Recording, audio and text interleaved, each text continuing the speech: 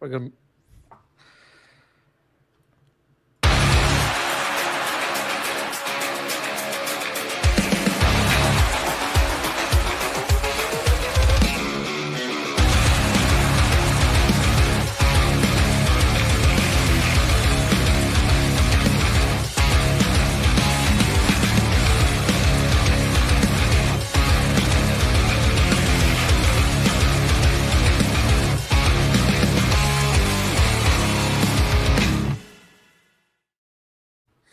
Welcome to Game Changer Weekly. John, how are you doing tonight? I'm doing pretty good tonight, B. Frank, how you doing tonight, bud? Oh, I am doing just peachy. Yeah, we're all in a great mood. I guess this was a really crazy weekend here just a couple days ago. I don't even. Where do we start? Start Exactly. about last week. Okay, so we'll start with last week. I want to say thank you very much to Danny for coming on to the show and giving us such an incredible interview. The feedback's been amazing. We had one of those rare but not so rare 3.5 hour podcasts, and I couldn't be more thankful. You can't keep calling them rare if it happens every goddamn time, John. That's true. That's true. But yeah, both sides of the community, the Chud side, and then also we have, more of the independent side, I guess, the GCW side. Everybody came together and said, look, this was a quality podcast. So kudos to you, B, and us for just kind of getting that together, man, because that was fun and nerve. I was stressed there for a while because I was worried, are we going to have, one kind of interview where someone might say, well, I don't like this, or are we going to have a reflective interview? And that's exactly what we got. Yeah, you were hitting the mattress for the ride. Hitting the mattresses from the Chud side was what you thought was going to happen there for a second. Yeah, I had no idea. You know what though? I mean, like we were talking about Deathmatch Elite for a while and stuff like that, and we do quite fine in there. We've not had problems, you know what I mean? Like, we don't wear jerseys. Of course, we have Game Changer Weekly, but we don't wear jerseys, man. I'll watch Deep South. I'll watch Mid South. I'll watch fucking anything you can imagine. When a couple companies come back, probably be watching those too. I also wanted to mention Game Changer Report with Stanley. When we got competition. Dude, so when Atticus first did that and he just revealed that there was going to be that, I went, oh shit, we're in trouble over here. He's going to parody us. And I'm like, you know what, though? That's an honor. He's incredibly creative. And if he did something like that, it's fucking independent wrestling. Who cares? Dude, I was like, oh my God, this is funny. This is going to be so cool. And my wife goes, you think he's talking about you guys? I was like, uh-oh. Yeah. Maybe he is. We're in trouble. I had that thought in my head for just a little bit, and then that episode that he promised came out the next day, and it was awesome. I really wish he had a series like that, to be honest with you. I felt like I was kind of catching up, and then I got a little dirt, and I don't know. It was fun in a dirty way. I was excited to see it too. I was wondering maybe if it would turn into something, but as Frank said, I'm kind of glad our competition is no longer going to be coming down our backs there with Stanley no longer around with us. Going into the next spot here, I just want to say thank you to Jeremy Lambert for shouting out Game Changer Weekly and saying a bunch of nice things about us. This was over on Fightful Overbooked. They had Cole Radrick on, and they were just going through some talking back and forth. I jumped over, said hi. Cole said, that's my dude. And so Jeremy's like, oh, yeah, Game Changer Weekly. They do a great job over there and whatnot. So just wanted to just say the same thing back. We haven't had to talk in 2 weeks, honestly, because we had Danny last week. So now that we have a chance to do that, thank you so much.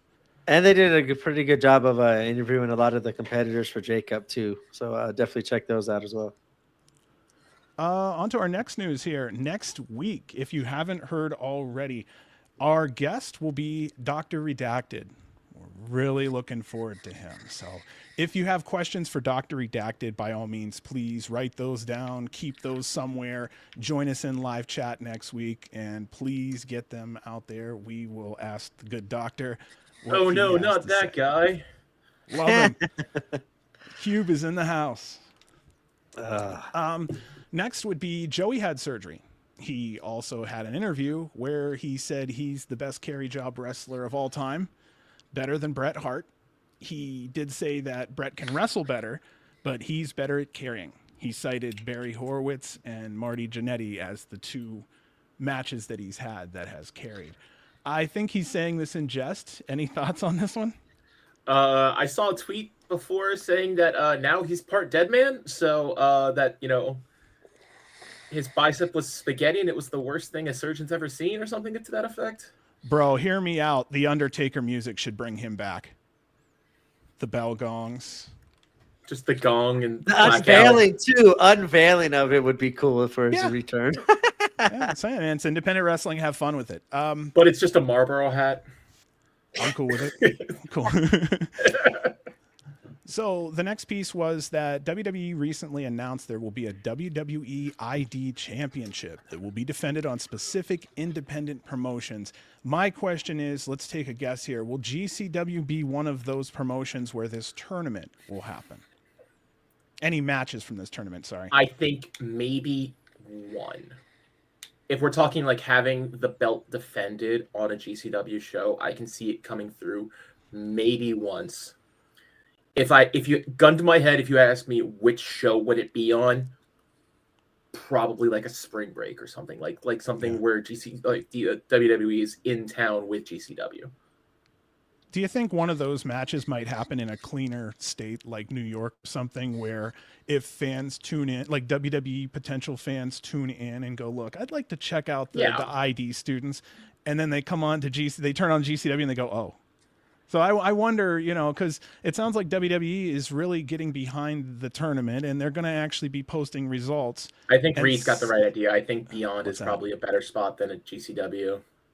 So that's where I was going to go when you guys were talking about like spring break. I thought maybe if it's going to be on a GCW show, it's going to be one of those non-traditional GCW shows, kind of like a J Cup. Like I thought that would have been a cool place to kind of do something like that. But I think it's going to be a show like this because of everything attached. According to WWE's own rules, like the three-way in the first round between all three WWE ID guys wasn't an official WWE ID match. So, I mean, I said spring break on account of it being the biggest thing that GCW puts on and the closest thing, because literally Collective is only exists because it's a coattail rider to WrestleMania proper.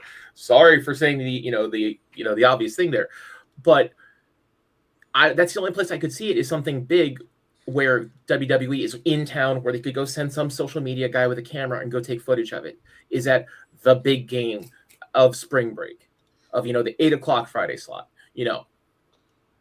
I don't see it happening on a TOS.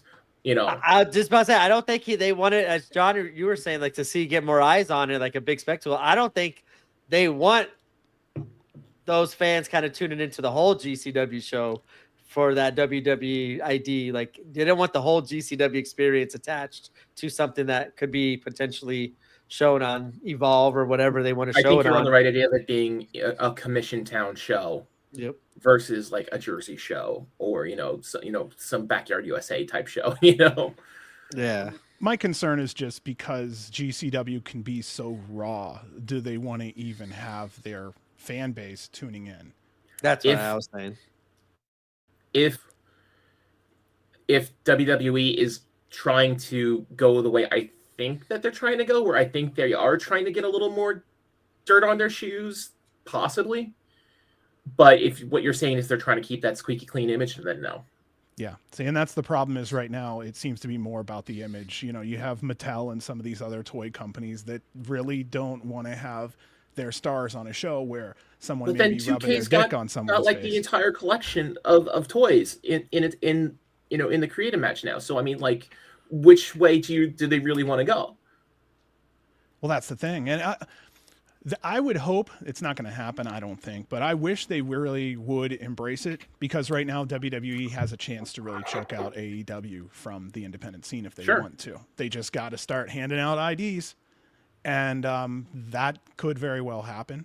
I like that they're cooperative, breaking away from what WWE used to do, which was a very non-cooperative stance on other corporations, other companies. So I don't know, man. Back in the days when WWE, you just left WWE and you were just at home on the couch for 7 years and totally weren't at a different Fed, I just think of it going, okay, if they're going to try to keep their nose clean and everything goes the way it is, at most we're probably going to get a match at some point. But outside of that, I don't know if GCW will be an active partner in that tournament.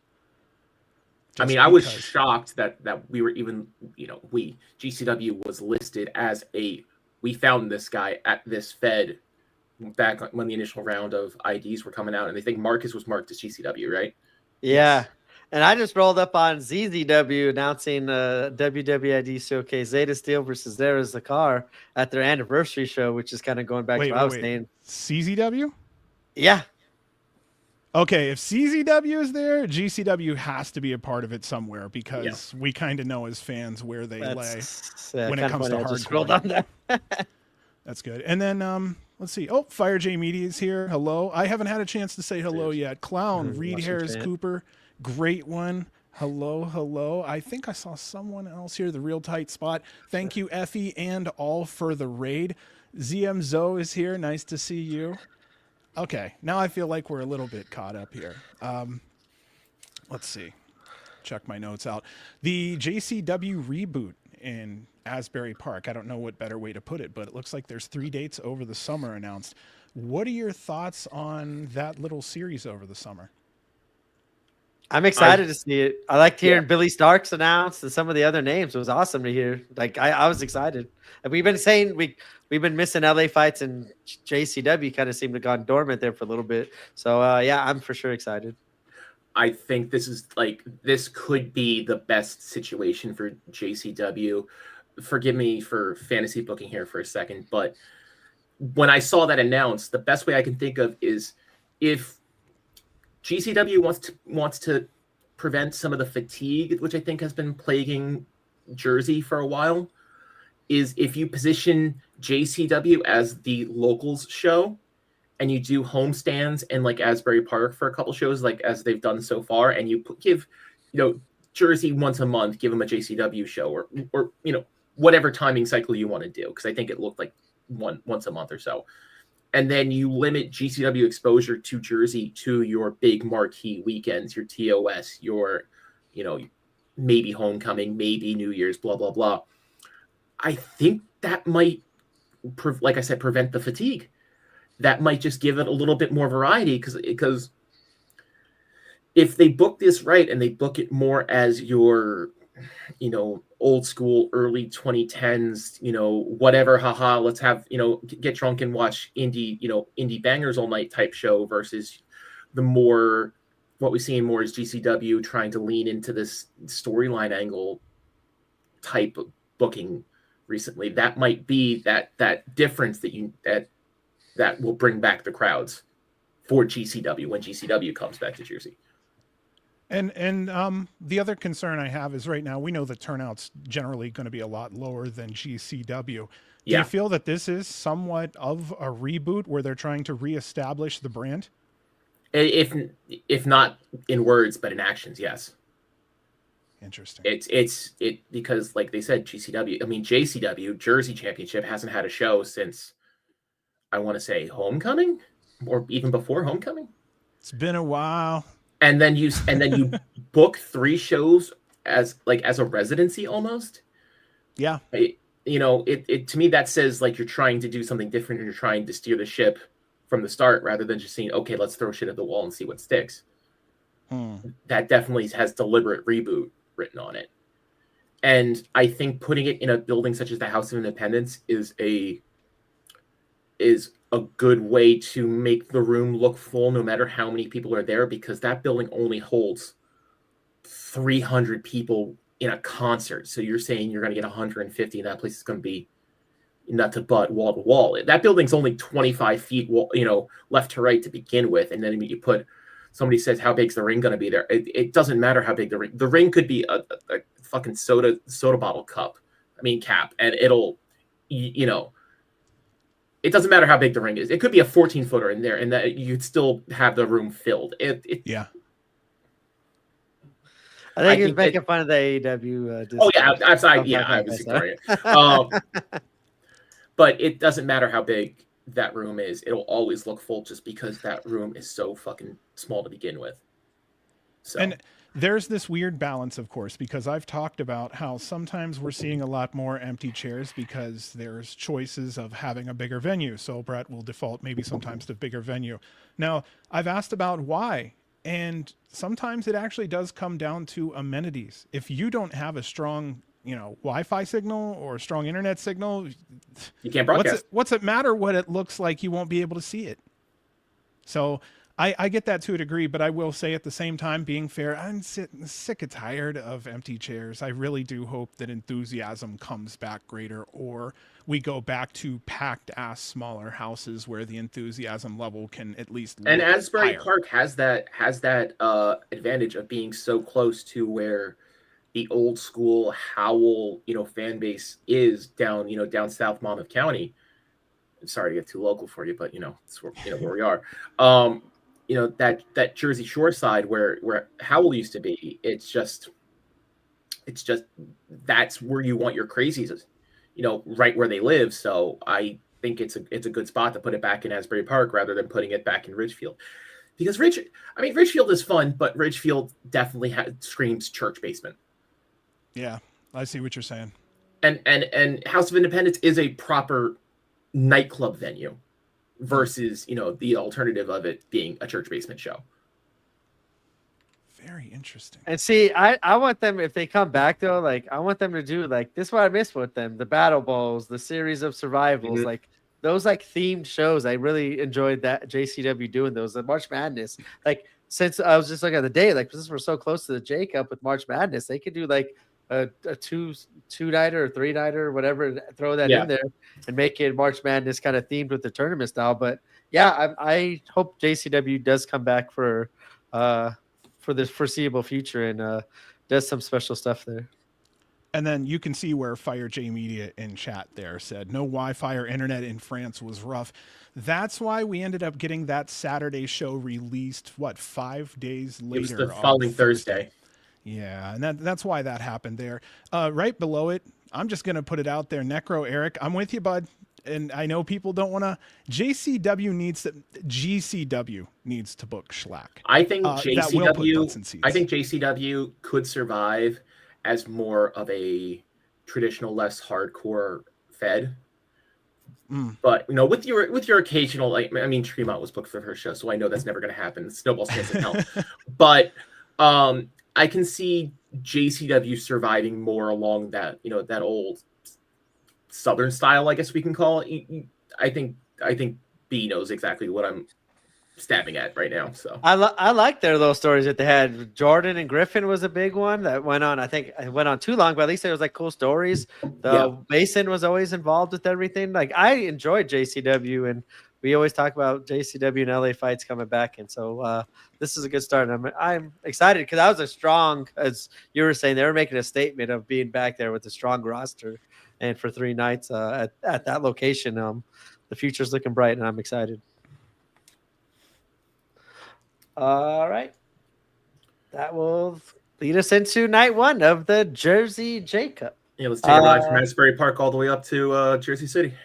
At the White Eagle Hall. And yes, Frank, you were there. And I don't know who wants to go first there, Frank or John. Sorry. No, John, go ahead. You sure? Yeah. Alrighty. The opening video stats, if anybody had a chance to look at those highlights where they had each performer and then the rundown of their accolades, loved it. It gave it more of a sports feel. It also made each competitor feel more important. Sometimes you need to see the accolades because to some people it's just an independent wrestler. No, this independent wrestler is a 4-time champion under the age of 25. Winning tag team, blah, blah, blah. I love seeing that because I'm a big fan of trying to catch up new fans, and you always want to assume new people are watching. And I appreciated seeing, other Feds be mentioned in those accolades too. Because I think H2O was mentioned twice, and I think ETU was even mentioned on Marcus's card. Yeah. So. Yeah. I love that opening video. Like the package was so well done, and as you said, like the stats was made it feel kind of like more sporty. And I think I enjoyed that. Kind of exposed a weak spot where you had some people saying former this champion, former that champion, and then you had some cards where like beat this one guy who's also in the tournament one time 3 years ago at a GCW show. So yeah, Hey, I love it though. I always felt like Jersey was the place where I'm going to see the young new stars that I was hoping to see in GCW a year later. So I'm really hoping this is part of bolstering the GCW roster by giving us a glimpse into what's coming down the pipeline. I really hope to see a lot of young juniors. Maybe, I don't know. I like young juniors right off the bat. For some reason, I feel like I'd like to see some young guys in the ring trying to kill themselves, trying to put over, just try to put themselves over. Hungry. I'm still looking for hungry. What do we got down here? Necro Eric said, I miss Yoya, Too Hot Steve Scott, and Axton Ray. I'll just say, Brant, you mentioned a couple weeks ago, and I'm with you. Wonder what happened to Axton Ray. Yeah. I know Too Hot retired. Did he? Yes. Well, so the last time we saw Axton Ray at GCW, I don't know if this is maybe part of it or not, but he had a little spot where I think someone may have been out on their feet or knocked out or something, and he kept... Darren Waller. There you go.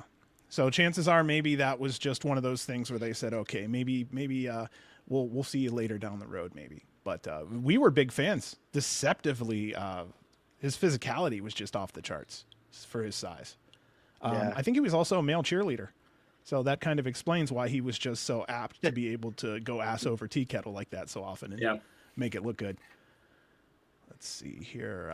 Dave Prazak on the mic. I just wanted to mention, gosh, it's so nice to hear him when he's out there on the mic. I love the beautiful ruby red decorative ceiling that the White Eagle Hall has. I just feel like it's a gorgeous gem up there. The historic White Eagle Hall, where such amazing matches as Invisible Man versus Invisible Stan happened in that room. Fucking bangers. Also, I know you tried not to be, but you were on camera for a good chunk of the night, Frank. I really thought it was cool to see you on there. See this, you get to see this mug again and on replays on Triller TV. and you have to pay, what was it, $7.99, $5.99? I think I'm grandfathered at $5. Oh, I'm grandfathered at $50 a year. I'm good. I'm never touching that. I'm never touching that again. Checking mine right now. The other thing I wanted to mention here, and I think this is more maybe towards B's following, but I enjoyed the NJPW representation here in the J Cup. We had Clark Connors, Kevin Knight, and Gabe Kidd, all three great additions that upgraded the overall wrestling level on this show. And I'm not against seeing more NJPW talent because it just ups the level of wrestling on the show, and I'm cool with that because a lot of people like to shit on GCW's in-ring ability, the in-ring abilities of some of the talent. So bringing in something like this really did elevate the importance of the tournament. And three wrestlers came over. We had 3 solid matches out of them, so no complaints. I didn't know if maybe you liked anything because you kind of watch more of the Japanese. You know a little bit of NJPW, right? Yeah, I was excited to have all 3 of them. Like, I love Gabe Kidd, like his intensity. Kevin Knight versus Leon Slater was a match I'll talk about later. And having Clark Connors over here was pretty cool too. Like, I loved all those. Yeah. Necro Eric there said 2 shoot knockouts was scary. Yeah, that was not easy. Luckily, I think both are perfectly fine. They went on later, and we just hate to see that. I know when it's one concussion, the next rolls of concussions can come easier. And I saw Drew go down, and I'm like, that can't be that bad. I went back and watched, thinking there was an impact I missed. No, he came down during that power. What was it, the Blue Thunder Bomb, right? Yep. Yeah. And so it was totally unexpected, I think, from all angles. It's not one of those ones that you really see anybody go out on. So must have just, somebody can just take a punch on the chin, and if it just hits that right spot, they're out like a light. Maybe he just got, hit the spine wrong or something, out like a light. Another little fantastic thing about this night, for people like me who kind of like a longer match, the average match on night 1, the length was 14 minutes long, which is highly uncanny. We normally see 8-minute averages, 9-minute averages if we're lucky. We'll see 6-minute bloodbaths sometimes during tournaments, Yeah. Yep. Nothing wrong with that. Hey, me and B have seen multiple times where a 6-minute hardcore match can do the fucking job in and out clean. Just clean. And you know what? Sometimes just give me that adrenaline. Especially in tournament situations where you want to do it all right away just to preserve yourselves for for the next round. But 14 minutes like that's massive for especially for tournament wrestling. Yeah, half an hour. We're talking about 7 minutes, 6 or 7 minutes short of what That's a called normal a quarter, 30-minute John. TV show. I'm working on it. You know what? I just got off of both hands. I'm now in the 11, 12 teens. I'm gonna be in 20 teen in no Whatever time. we do, don't count over 21. We'll be fine. Also, I just wanted to mention this comes on the JCW shows quite a bit. I love the spinning GCW JCW It's logo. so 90s, and I love it. Dude, I'm a sucker for that shit. You are too. Oh yeah. I think we made mention of it before, like in the prior tournaments that they had it. I enjoy seeing that. Man, that was a nice start. 25 minutes. We're doing good so far. I love it. All right.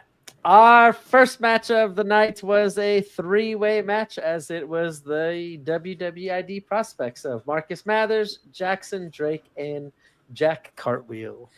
And this was 1 second short of that 14-minute mark, 13 minutes and 59 seconds. Cartwheel and Mathers were out dressed in white and gold. Jackson was out in black. This was a battle of the WWE prospects. Thank you so much, Frankie, for helping me out on that little note right there. I had questions on Jackson Drake. Idea. I want to see what you guys think. On the independent scene, I think all WWE ID prospects should wear gold and white.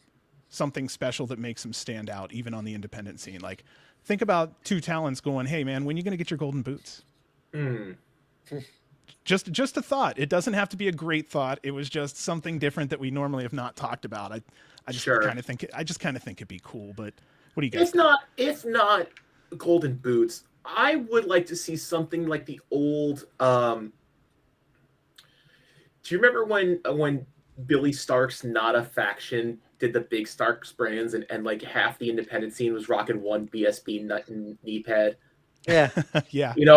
Something like that. I think if you have because some people cringe when they see mismatched gear like that, but like just have like one ID, like whatever fake WWE logo they want to come up with, WWE ID logo, like something that like that gold knee pad, have one knee pad marked off like that, and then everything else is their standard gear color.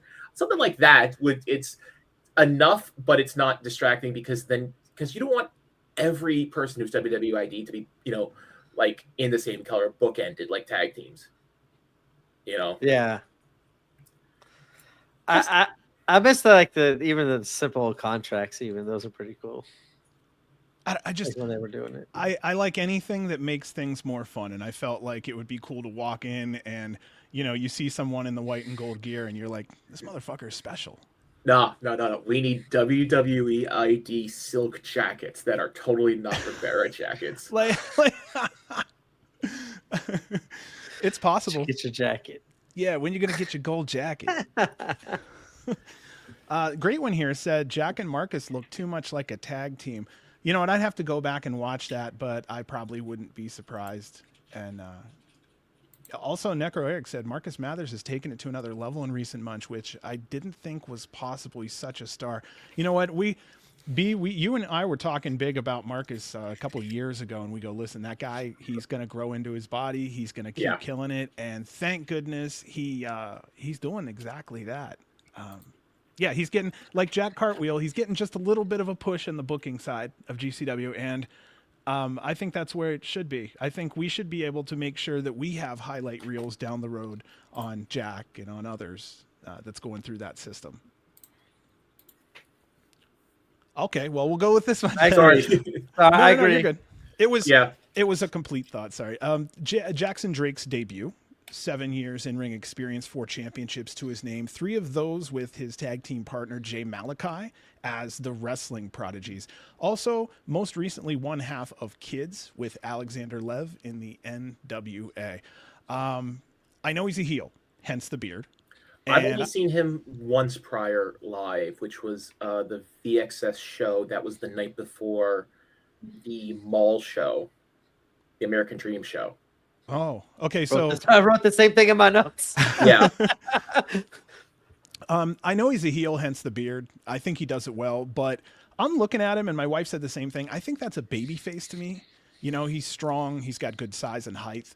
Also, commentary was putting him over and he's a heel. I don't know if anybody else paid attention to that, but Yeah. they were talking him up quite a bit. I think he has like MJF kind of written on him.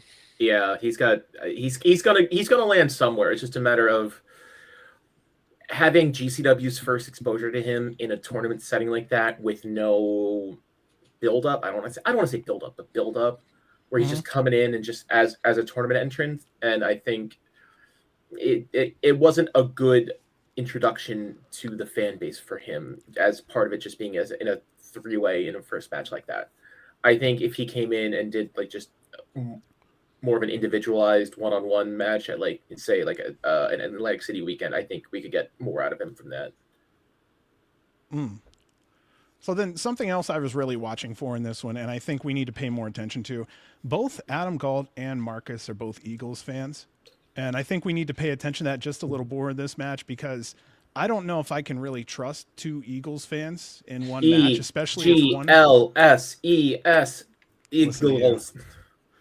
Are you an Eagles fan, Frankie? No. Okay. I heard you were a Giants fan.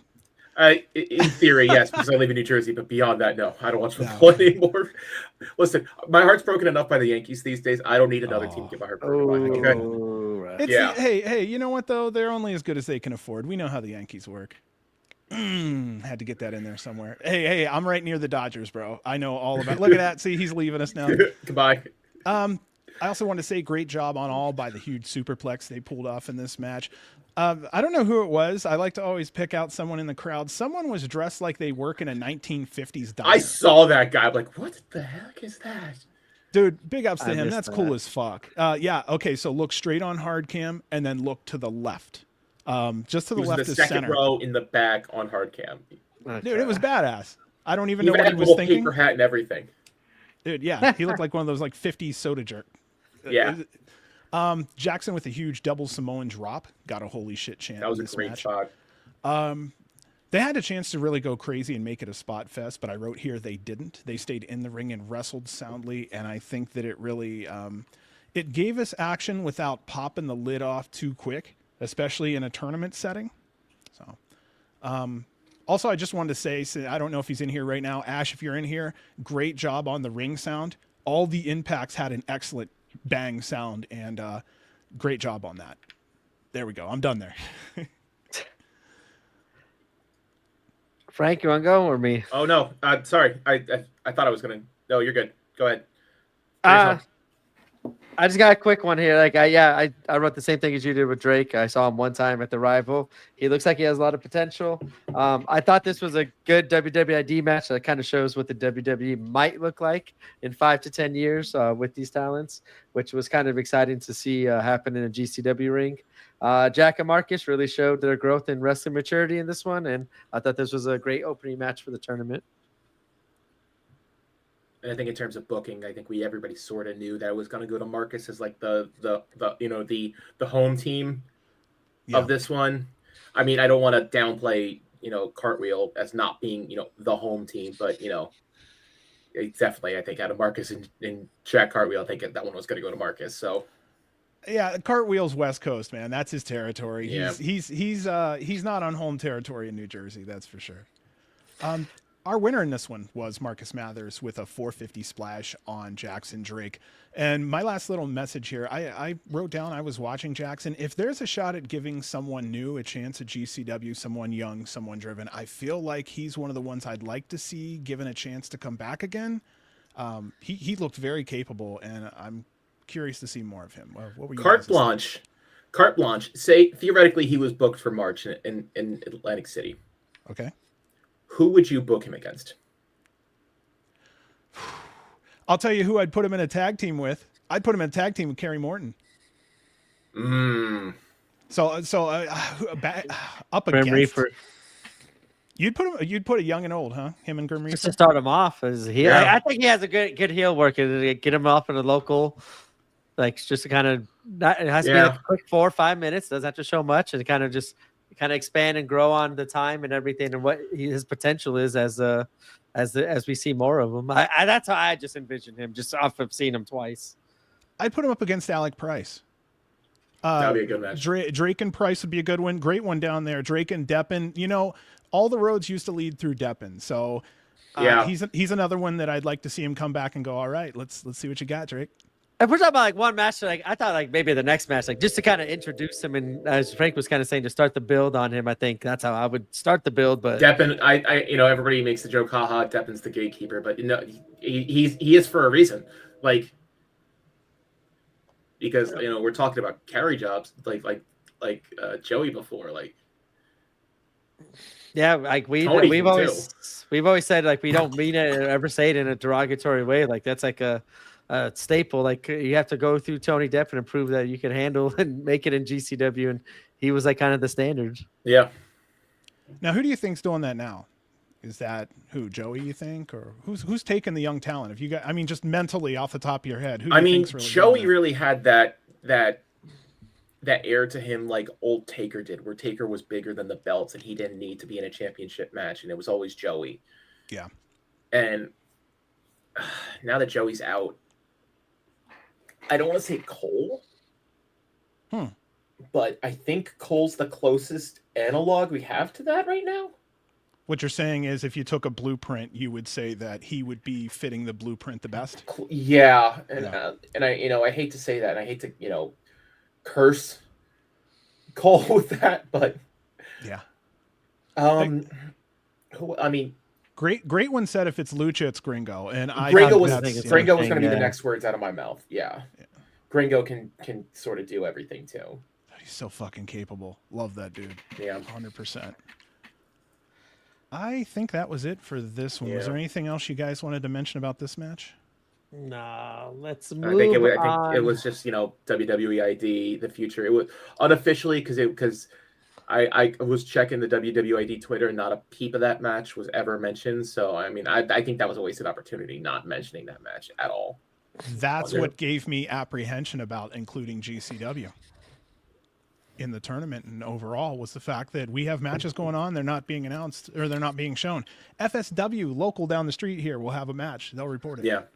Well, I mean, I saw something along the lines of it has to be this, that, and the third thing officially to be a. I saw something like that today too. Yeah, I didn't read it fully though. It was pinned on their Twitter. Hold on. While you're looking for that, I will say something kind of funny here. Brett had asked on Patreon how many wrestlers at GCW have wrestled over 100 matches. While you're looking, B, would you like to take a guess, and would chat like to take a guess on how many wrestlers have completed over 100? Well, he asked, but did we answer? Yeah. How many? Was it like ever? Yeah, all time. How many? I had to go back and count. That's why I'm asking. Wasn't it 5? 21. Oh shit! Wow. 21 wrestlers have wrestled 100 matches or more at GCW, and I don't have to go through them, but I will tell you this much. Number 1 was Jimmy Lloyd at 332 matches. That stands. Number 2 was 262 matches. Joey Janela, Jordan Oliver, and Effie were the only 2 other ones that had over 200. But there are 21. Shane Mercer just hit 101 last weekend. I thought Tremont would have been higher on that list.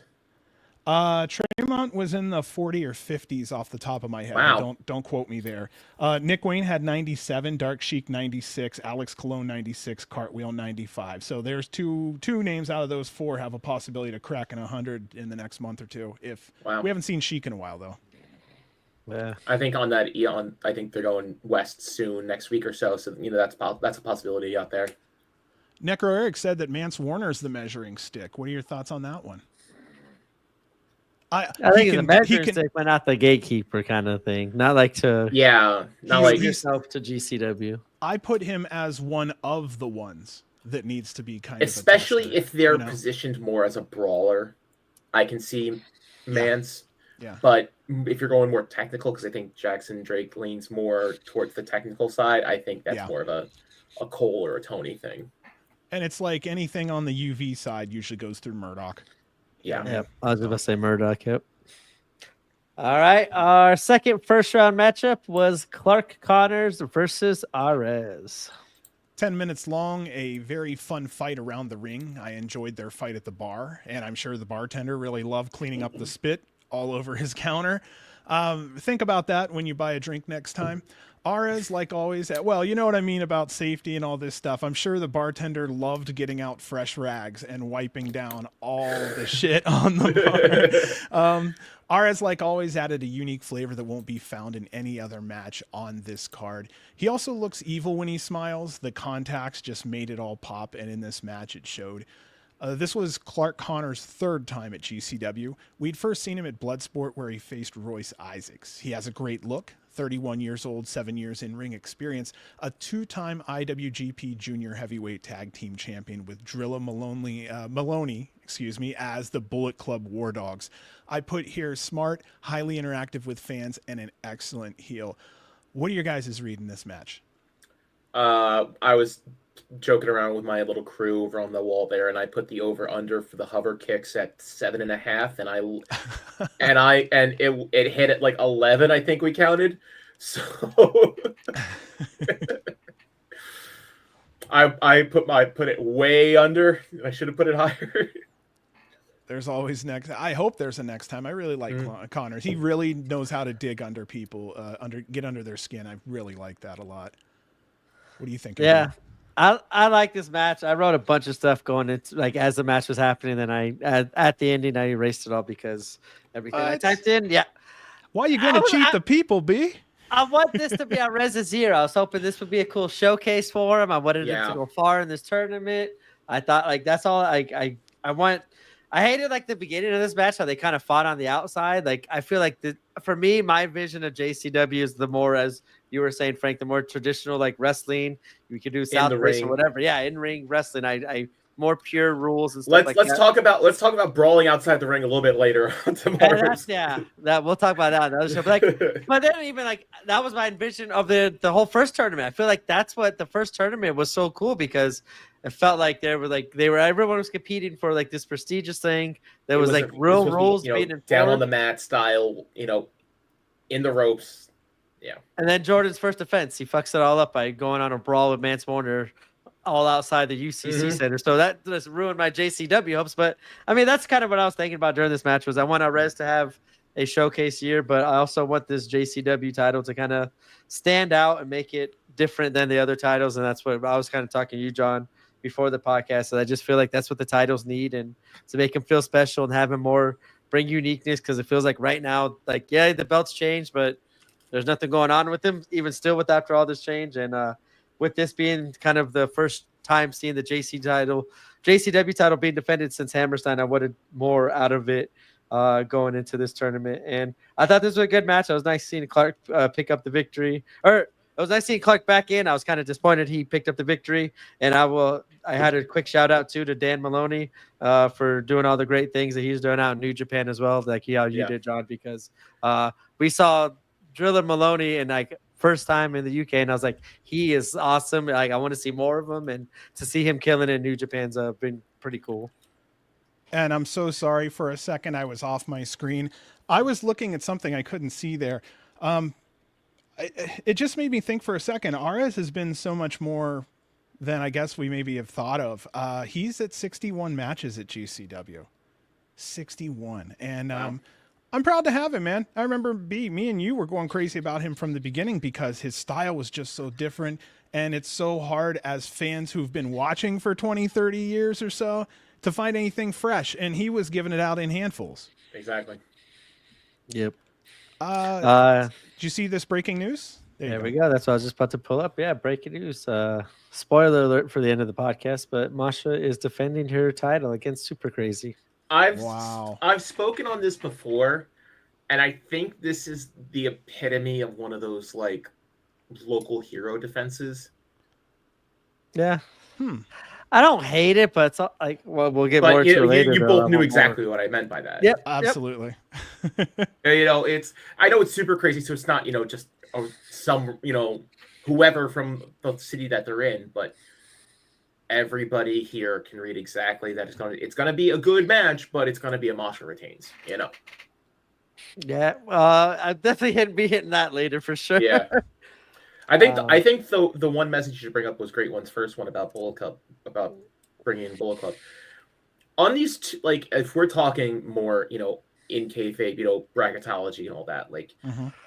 it doesn't matter because they're booking these guys. If it's a 2-night tournament, they're booking everybody. Everybody who lost on night 1 was still there on night 2. Yeah. You know, Yeah. That's how that gauntlet happened. You were gonna get 2 matches out of him no matter what. If it was gonna be night 1 or night 2, it didn't matter. He could have gotten to night 2. I mean, on a prestige thing, like on a personal booking someone strong, I can see what you're saying, but I don't see how he could have gotten rolled up schoolboy and then surprise win. Autos could have taken it, but I don't see just because it was Bullet Club. I don't think that he was explicitly going to win that first round. Yeah. I'll tell you what, though, if you bring someone with that much talent in, doesn't hurt to kind of put him over some of your regulars here. You know what I mean?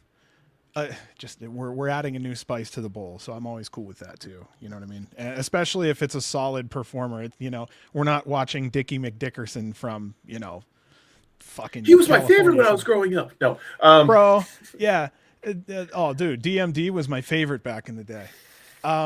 Clark Connors. I also put here. I would need to hear him on the mic to be fully invested. His in-ringing speaks for itself. Yeah. So. Yeah, I didn't see any face in him whatsoever. That boy's a heel, and he knows how to piss people off. I love it. It was a good match. I mean, I don't. There's not much more to say besides doing a hold for hold breakdown. It was a good match. Third match of the night was Leon Slater versus Kevin Knight. Okay, so just like Clark Connors. This is Kevin's 3rd time back at GCW. He's also a 2-time IWGP Junior Heavyweight Tag Team Champion with Kushida as the Intergalactic Jet Setters. I also love the Intergalactic UFOs on the side of Kevin Knight's pants. Yeah, I like if this you hair. have a chance. I'm a nerd. I love that shit. This was Leon's 19th match at GCW. I remember, B, you and I were begging for him in 2022. It does not seem like he's First match. Yeah, man. Leon got a little frustrated with Kevin. There was a little pushing match back and forth. The extra emotion that they played up really made it a better match. Kevin then kicked Leon just above the knee. And this is where shit went wrong. This fucked up Leon's leg for the rest of the tournament. I'll just put here that our winner was Leon Slater with the Swanton 450. But what were your guys' thoughts on this match? Oh, technical match of the weekend. Oh, that's well said. I think that especially that the double springboard, I think nobody popped harder at all for the rest of the weekend than they did for that double springboard. Oh yeah. Oh, with the clotheslines and yeah, that was wild. Oh, that was cool. Yeah, that was a cool viral moment for the tournament. I think they needed something like that exactly. I wrote this had the match of the night potential. Both brought the energy in this one. I love the story that they told with Slater's knee injury. And I was really happy to see Leon get the win. And so far, my bracket is 0 for 3 at this point. And I lost all of them. This was the technical match of the night because I think storyline, that's going to go to Cole and Alec a little bit later. But also, but technically, I think this was match of the night. Also, I wrote here in my notes that Kevin, excellent bumper. If you go back and watch, dude, he makes everyone who fucking touches him look good. I'm always impressed by that 450 that Leon does, too. That's such a great... He does look like he's defying gravity because he looks like he's bent one way and then quickly... Whoop, whoop, whoop. At the last minute, man. Yeah. At the last minute, dude. Love it. Hey, no one cares when no one asked, man. I got to see how my bracket did. I got to go back and look at mine. I don't even want to. I don't think I got anything right. I think I got one match right. 3, 4. Now you're gonna make me bring up mine. Dude. Nope, I'm doing that too right now. Oh, my shit is in the garbage can. Let me try to bring it back real quick. I just put on half of the board. Mine was too. I just put on the left side of the board. The right side of the board we're not going to talk about. Oh, really? That was your... I had Masha, Marcus, Slater, and Parker. I had Masha and Parker, but that got messed up, and Slater was in the semi. The only thing I had Masha all the way to the finals, though. So the only thing I fucked up was Clark Connors and Arez. I actually think I had everything. B, I think I may have had another one of those brackets where I missed by one. Oh my god. I did it. I think I did it. I'm looking at I it wasn't right even now. close. I'm bad. So in this tournament, when I was picking winners, I was literally going with the best of the juniors. I was literally trying to Sure. just pick like, I don't know what I was thinking. Somehow I picked Leon over Kevin Knight. That was like, I really shouldn't have done that looking back. But now, you know, Yeah. there we go. So now we know where everybody fucked up. Yeah, I think that was it on that one here. Okay, I'm just looking at Frankie's notes real quick here. Yeah, you said that was the technical match of the night. Yeah. I think I agree with you here, man. I can't think of another one that went better. All right. Next first round matchup was Alec Price versus Cole Radrick. The Alec Price chants on this entrance were undeniable. Alec has a lot of steam going into this from last year. He was the great hope. Something I noticed, maybe it's on purpose, but Cole never smiles anymore. I'm kind of hoping this is just part of his new thing. But, you know, the Cole's smile is what lights up the room. I just don't see it as much anymore. But I think He's being corrupted by the brass ring. Wow, wouldn't that, hold on. What a story would that be is if somebody gets the ring like Cole, right? And then he thinks his shit don't stink. He's being corrupted like Gollum by the brass ring. Oh my God. And it tears him apart. He starts to dress wrong. His hair's all fucked up. Where's my ring? God, we're nerds. James also just wrote here, who ends up turning on who? Alec? Oh, it's going to be Cole and Alec. Cole's going to be the turn. Really? See, I think Alec's going to turn. No, Cole's I think Cole's going to be the one who's going to turn heel on Alec. Okay, that's 1-1. B, let's hear you. You're the tiebreaker. Who's right and who's not wrong? I think it's going to go the other way too. I think Cole's going to be the heel. I think Alec Price just has too much momentum right now as a face, and we haven't seen Cole really as a heel in GCW, so it would be nice to see a different version of him. Like, Alec has been a heel in the past. Like, back in Beyond, he was just a douchebag kid in Beyond. And Cole has always been the purest of pure baby faces, especially with how the crowd acts. And now with him, after he came back from his injury, and with the new hair, with the beard and whatnot, and he's, like I said, he hasn't smiled again, and he's got this great look to him now. Just this, I don't want to say tough guy look, but I mean, like, he's just got that, all business look to him. I would be surprised if it's not Cole turning on Alec, especially with the ring in play. Would Ree Harris say Cole's heel is so jerky? And if we're losing Blake, I don't think we're seeing Blake anymore. And if we do, I feel like it's going to have to be on a bigger show. Yeah. I feel like he's gone on us. But that's the nature of the beast of independent wrestling. So, I mean, that's right. So, I mean, if you're a fan for a wrestler, if you're a real fan, when they succeed, cheer for them. I mean, you might have to watch them on another show. If you're a real fan, you'd follow them anyway. So, hey, Also, I loved the story that was told in this match, and that was something that Frank was talking about. Perfect balance of competitiveness and friendship. The garbage daddies chants would not stop. The first few minutes was a great back and forth. 1/3 of the way into the match, it started to get personal. They fought in the crowd. Several rows of chairs were moved several times. The kisses and punches were cool, letting everyone know that it's still love. Our winner here was Alec Price. I want to hear what you both have to say about that. There was a lot of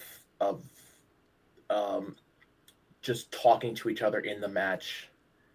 It was, it didn't, I don't know if it came across on TV as well as it did in the room, because I was only there for Saturday, so I can't speak to the, on Sunday, but there was so much just back and forth to each other that they knew was trying to play to the room.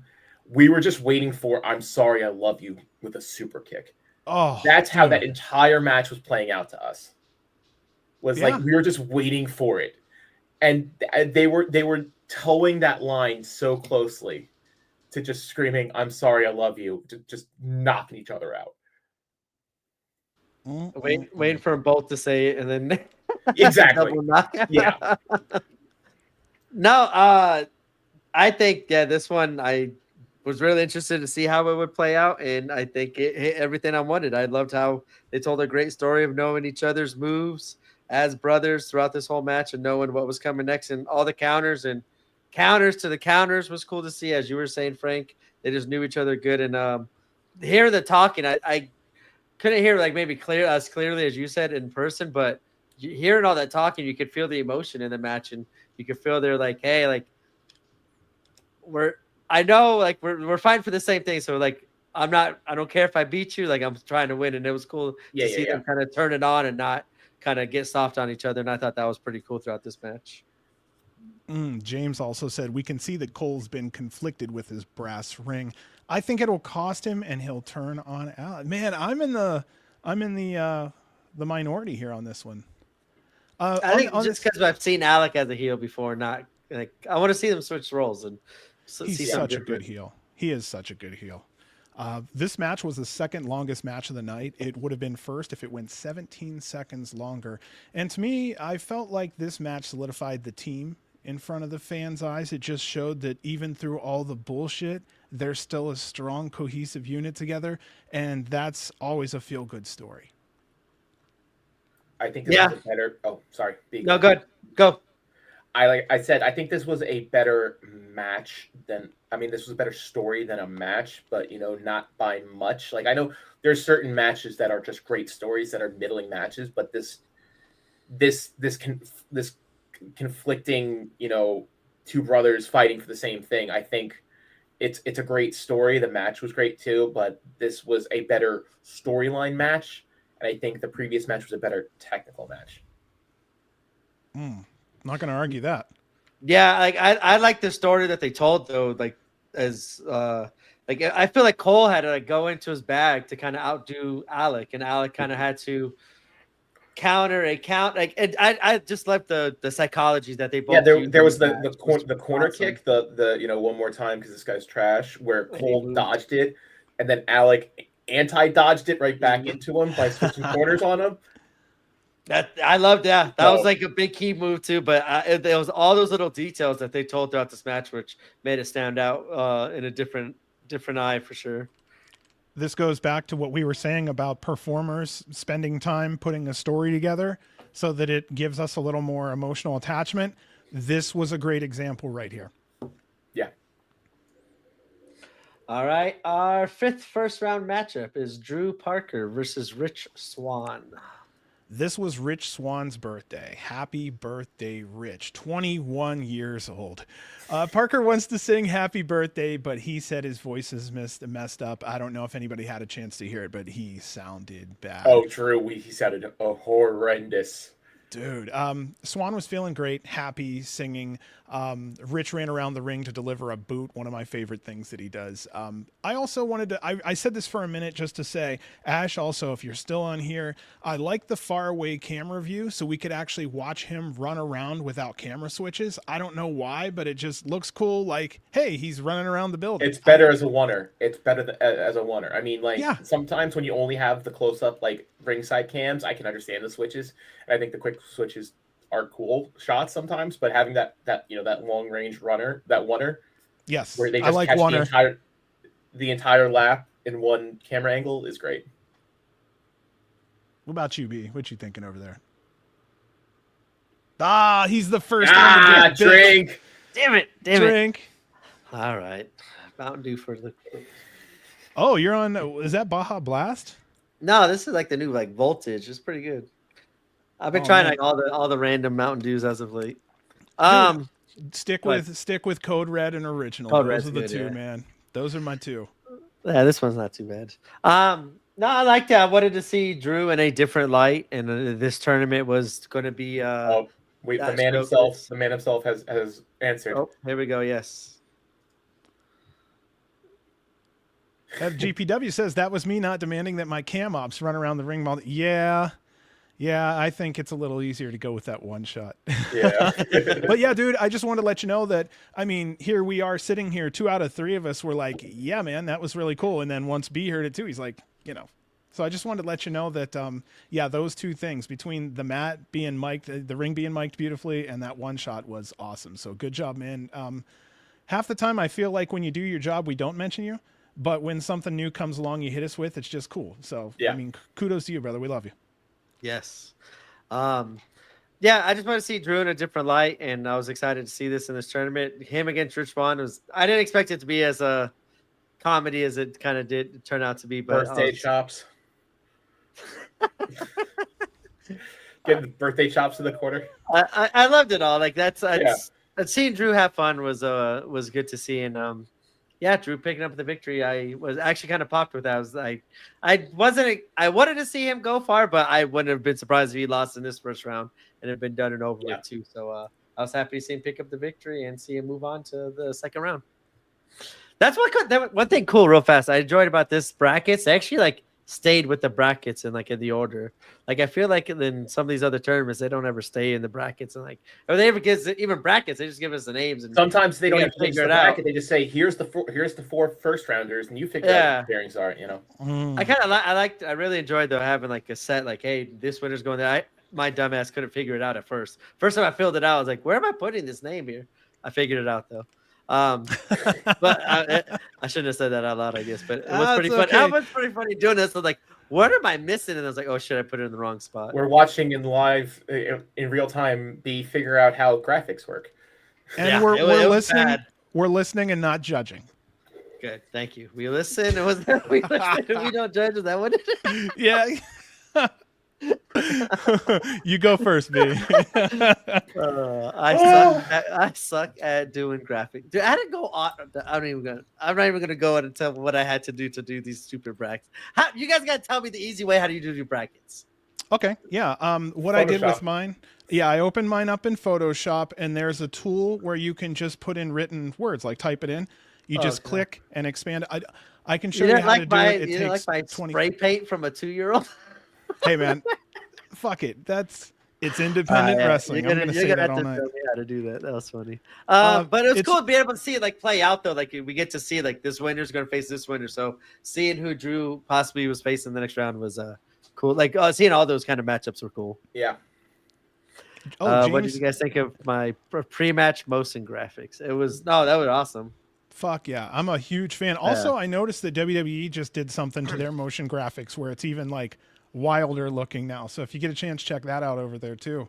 Yeah, I love motion graphics. Big fan ever since I seen them a long time ago. I love that they're cool again, kind of thing. Maybe we just gotta wait for the entire roster to actually have motion GIFs taken of them, because having one guy in motion and one guy not just kind of looks off balanced. They have to put it through AI to where it looks like it's moving. I think one of them, I think it was New Year's Eve, where they had it like that, where one of them, like say Joey, was actually doing, a motion bit, and then the other person was just like, a Photoshop like bend of their cutout, so it looked like it was a motion graphic.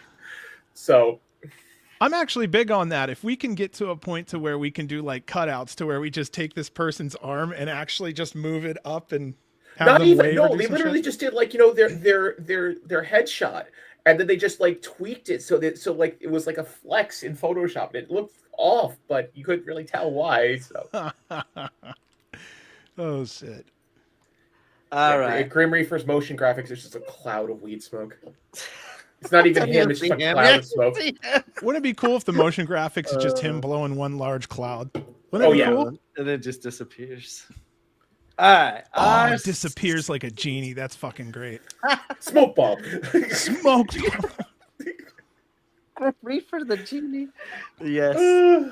All right. Our sixth first round matchup is Atticus Kogar versus Joey Janela. Atticus comes out. There's a guy in the crowd giving him the finger. It's right by where Frankie was sitting, and Atticus blasts the fucking drink out of his hand. Like it just that beer had like that much left in it, and he specifically put his beer in range of Atticus. Oh, okay, good. Yeah, it was so fucking fun. It's probably one of the best fucking throws out of there that I've seen.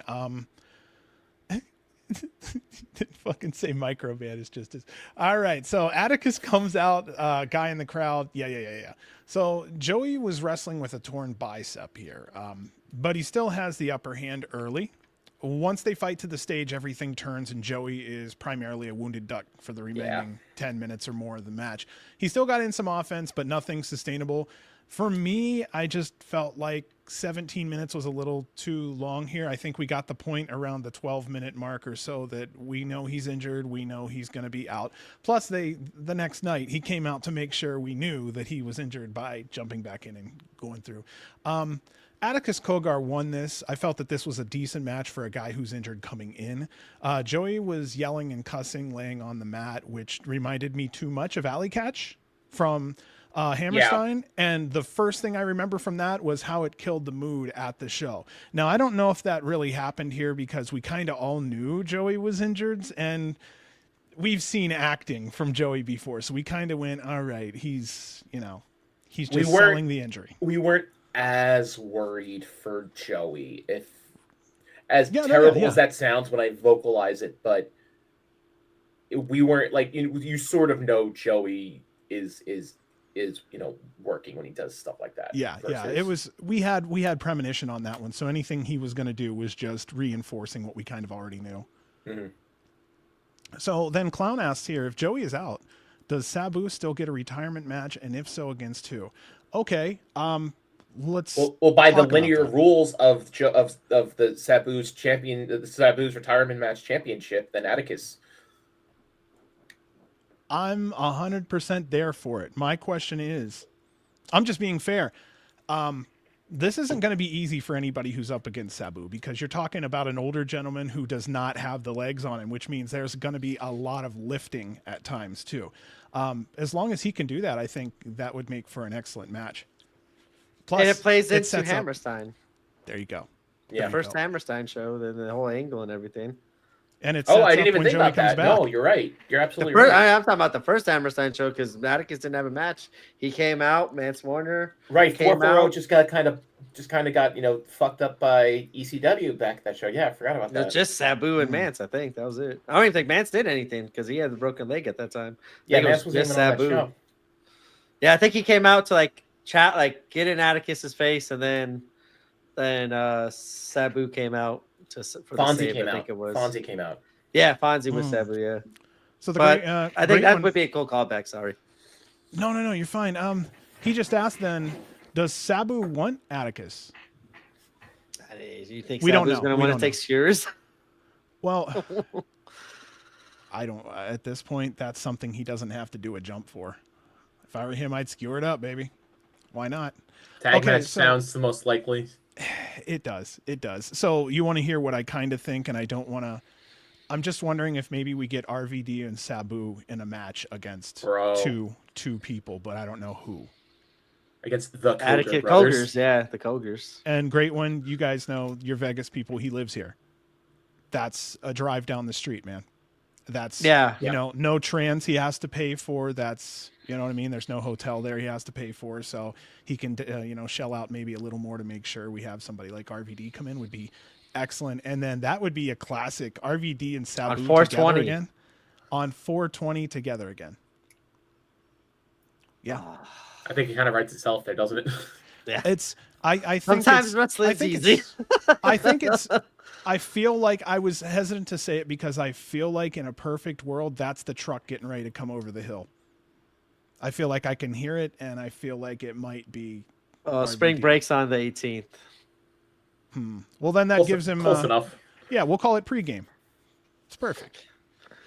Yeah. Was there anything else about this one that? You know what I mean? I think someone asked about what's next for Kogar. I don't know what it is, but I can tell you this much. After getting what he's gotten since he's been here, he's done such a damn good job. What couldn't you give him? I'm surprised he's not in the title scene already. You know, the fans want that so bad, and all of us are saying that. And generally, Brett will say, well, what has he done? Well, what he's done is just as much as anyone else did. Sorry. You made no. You made a great point. He's done as much as everyone else, but there's always that back end where he's put in a year or two before anyone got here also. And we're fans of nostalgia, so we like to give them credit for the work that they've done. That's maybe the best way to put it. Yeah. Just real fast with this match, I enjoyed like Atticus kind of holding on to the submission, playing into the injury.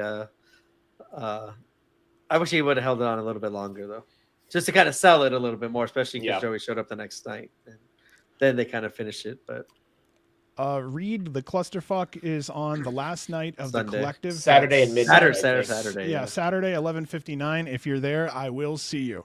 Right now, I have tickets for the High Spots. That's the WrestleCon show, Spring Break, and I have the clusterfuck. So there's 3 shows out there that I'm going to so far. I don't know what else I'm going to yet. I might just be happy to relax and take it easy and just do 1 show a day. I don't know yet. Anything I do is times 3 or 4 because I have 3-4 people with me also. So I have to really kind of think about, like, it's not 1 ticket, it's 4. So, yeah. New Music Inferno. I will be at the collective. If you see any of us there, come say hi, please. Please, please, please. I love meeting people that, spend time with us. You're important. You're very important to us.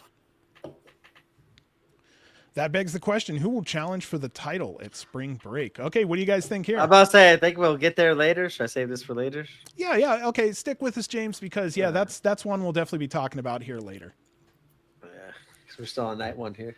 We're doing good. I think we're doing great. Yeah. We have our 7th match is the 5-way scramble match, as it is Sydney Akeem, Charles Mason, Fuego del Sol, Mr. Danger, and Teriyaki. I know I'm supposed to hate him, but I love what Mason's doing. I believe in his potential. He was more mobile in this match. An awesome tope. Later in the match, he hits a 450 splash. There was also a quadruple pin. I can't explain it, but anyone who saw it had I saw that. I was like, what the fuck? Right? Mr. Danger and Teriyaki, I felt like they were a lot of fun. Those are 2 WWA4 students. Terry looks like AR a little now that he's cut his hair, by the way, if you have a chance to look at that. Can I just say one more thing? That Always. every time I see Mason and he does that fucking flying fireman's driver, that fireman's carry driver from the top rope where his feet don't even hit the goddamn floor. Amazing. It's perfect. If it doesn't have a name, if that's not his finisher yet, it should be. It is so crisp. So what was the name? What'd you call it? I called it a fire, like it's almost like a fireman's carry driver. Yeah. Where it's like somebody's up on the top turnbuckle and then he just takes him over and just throws him and his feet don't even touch the floor while he's doing it. Yeah. It's so smooth, like the pop-up one, right? So I call it a pop-up. I don't even think it is a pop-up. I think he just rips him off the top turnbuckle. Yeah. Flippy baby face Charles Mason. That was fun to see, though. Like, it's just so funny how everything's turned around for him. But did it? Love him. You don't think he went a little back to heelish after this one? I think we like him as heel. No, maybe. I'm talking for myself. I'm sorry. I like what he does as a heel. I can't explain why I like him and what he does. I just know he does it in its quality, and I appreciate the storytelling. So I'm going to be behind him for creativity purposes alone. I was wondering what they would do with him with this, if they're going to keep him face, if he's going to go back to heel, but this one I kind of feel like he got into it with the referee, he was right? Face just because he was fighting cop caller Richard Holiday. Oh, he was handshaking. Okay, I didn't catch those little details. Dude, before the match, he went to every person. See, those are little details that make me love Mason because he's doing that shit. I just happened to miss it because I had a shit ton of shit going on this weekend, but okay, holy so maybe shit. he is Mason versus Atticus. That was my second round matchup. That was my matchup. That was my matchup in the second round. That was going to be just evil, just pure evil versus pure evil was how I had that booked. And we didn't get it, but that's the matchup of the future, I think, in GCW. They got to go with that. Just 2 fresh names. We used to. I mean, we've been known that we've always complained like GCW doesn't have any baby faces, and here we are chomping at the bit for Atticus versus Mason. I'm in. Yep, I'm in. Like that shows you how fucking good this matchup is. Is that we want that, even though it's a heel matchup, but Give them 2 months to fuck with each other. You know what I mean? Give them 2 months of promos to fuck Are you with kidding each me? other. Those promos just throughout the. Oh my god, yeah. Oh they my can God. keep a story going forever. I Oh my have God. notes on this later. Great Dude, one. Me and you were chatting about this on. When I posted my bracket, this was a big talking point for me and him was Atticus versus Mason. I was like, I know you need the build up for it, and like I think you can build a big story around these two that would probably take. Atticus is, for me, I feel like he's grabbed the attention of for GCW, and even on like going into Hammerside, he was one of the most talked about people. And with Mason doing what he's been doing, and Atticus, two young great faces on the independent scene, I would be doing some major story with them as big players moving forward in GCW. Alan, right there. Haven't talked to you in a while, buddy. Atticus in a Mason mask. He said, "Dear God, the horror material." Could you imagine Atticus expensive. fucking with Mason? Like Mason's never gotten it back to him like how Atticus can. No, it's always Mason's always been the aggressor. Yeah, He's always on offense. Man. Yeah, I swear I think he that gasped at what I said about earlier. Oh yeah, the Phoenix. Yeah, we'll get to that. Yeah, I like the idea of someone fucking with him, and I like somebody fucking with. Man, I like the idea of putting them both on defense. Just for fun, because Atticus is always in control. Mason is always in control. but then you also have both of these guys have heaters at their disposal. Yes, You they have, do. You have Otis that can go after Charles, and then you can have Slade go after Slade, Atticus. Pero. Any of those would probably work in that scenario. I would have teased it during the J Cup, like do a quick match just to kind of see what the fans going to react. Because I mean, like, well, you always need something to spark off a feud like that. And if you did have them touch right away, and then not have them touch for 6 months, that that is a way you could go about it. I would have gone like right into collective, kind of now after kind of knowing, well, not knowing what Atticus is going to be doing now, but knowing what they were going to do. After collective, I would have found some way to have these two kind of as the forefront of the company with these new names and pillars and kind of carrying the new GCW here. It'd be fun to see for sure. ZM Zoe. Mason catching Sydney's final act into the Reign of Terror was filthy. Yeah. Yeah. Mason's Goons versus 440 Art of War Games. Well, that's interesting. That would make for two very interesting teams right there. Atticus brings his best. Do you want the entire crowd just to boo the match head to tail? Because that's how you get it. Speaking of moves, Fuego's shooting star plancha from the top rope. Nasty. The coast to coast. Nasty. He was the veteran in this match with 11 years experience. The second was Mason at 8 years. Mr. Danger, I just put, was awesome. Love what he does. I don't know what's going on here, but just cult of personality on Mr. Danger. But every time he gets in the ring, he does something amazing. We could use 10 more like that. Right? Yeah. I want people with no fucking brake pedals that want to just impress the crowd and be the best to their, work to the best of their ability. So, let's see here. Great one. I have no desire to think of 440 anytime soon. Sergio, you asked about watching WWE. I will watch it occasionally. Like I just recently watched, what was it? Royal Rumble or whatnot. But I'll watch it when it's something big. Otherwise, I went back to trying to watch a little WWE here and there, and I found myself in hour 3 saying the same thing I did for the last couple years, which is, I'm in hour 3. What the hell have I seen? Which is barely anything. So you get into that 3 hours, 4 matches mentality. It's like, oh, okay. Yeah. Alan says RSP has a baby now. 440, I think, died, which is why Atticus has popped back in GCW. Well, I mean, Atticus is back because, hey, do you want to do the job? Yeah, let's do the job. Let's go at it. Yeah, RSP, that would be a nice thing to do. Congratulations, RSP, on your new baby. That is a blessing. We really hope that we have another little RSP Jr. out there running around 18 years from now, hopefully tearing Christian it up on the Faith scene. Jr. Yes, I want your kid to tear up the scene so that my kid can enjoy you. So, yeah, best of luck to you out there. It's a wild world, and I hope he navigates it wonderfully. I will go back to 440. I specifically, I think I called it as like specifically just the Koger brothers, and I think that's as far as we need to go with Atticus having friends in the specifically his, faction, whatever, of just Yeah. him and his brother. I think that's perfect. I don't think we need to add anybody more to that. And then I Alan agree. said something here about for the Art of War games, you'd want Team Atticus versus Team GCW. He also wants Team ICW NHP.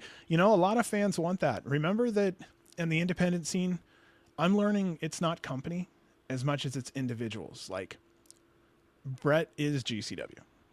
And a lot of people don't think of it that way, but the same situation goes for Danny being ICW NHB. You can still hire the performers. Yeah. But when it comes to a storyline, again, I know that's. Well, I mean, it's I've popular said it with a the thousand fans. times. The NGI had that ICW and Friends 4-way in the opening round. And everybody loved it. Yeah.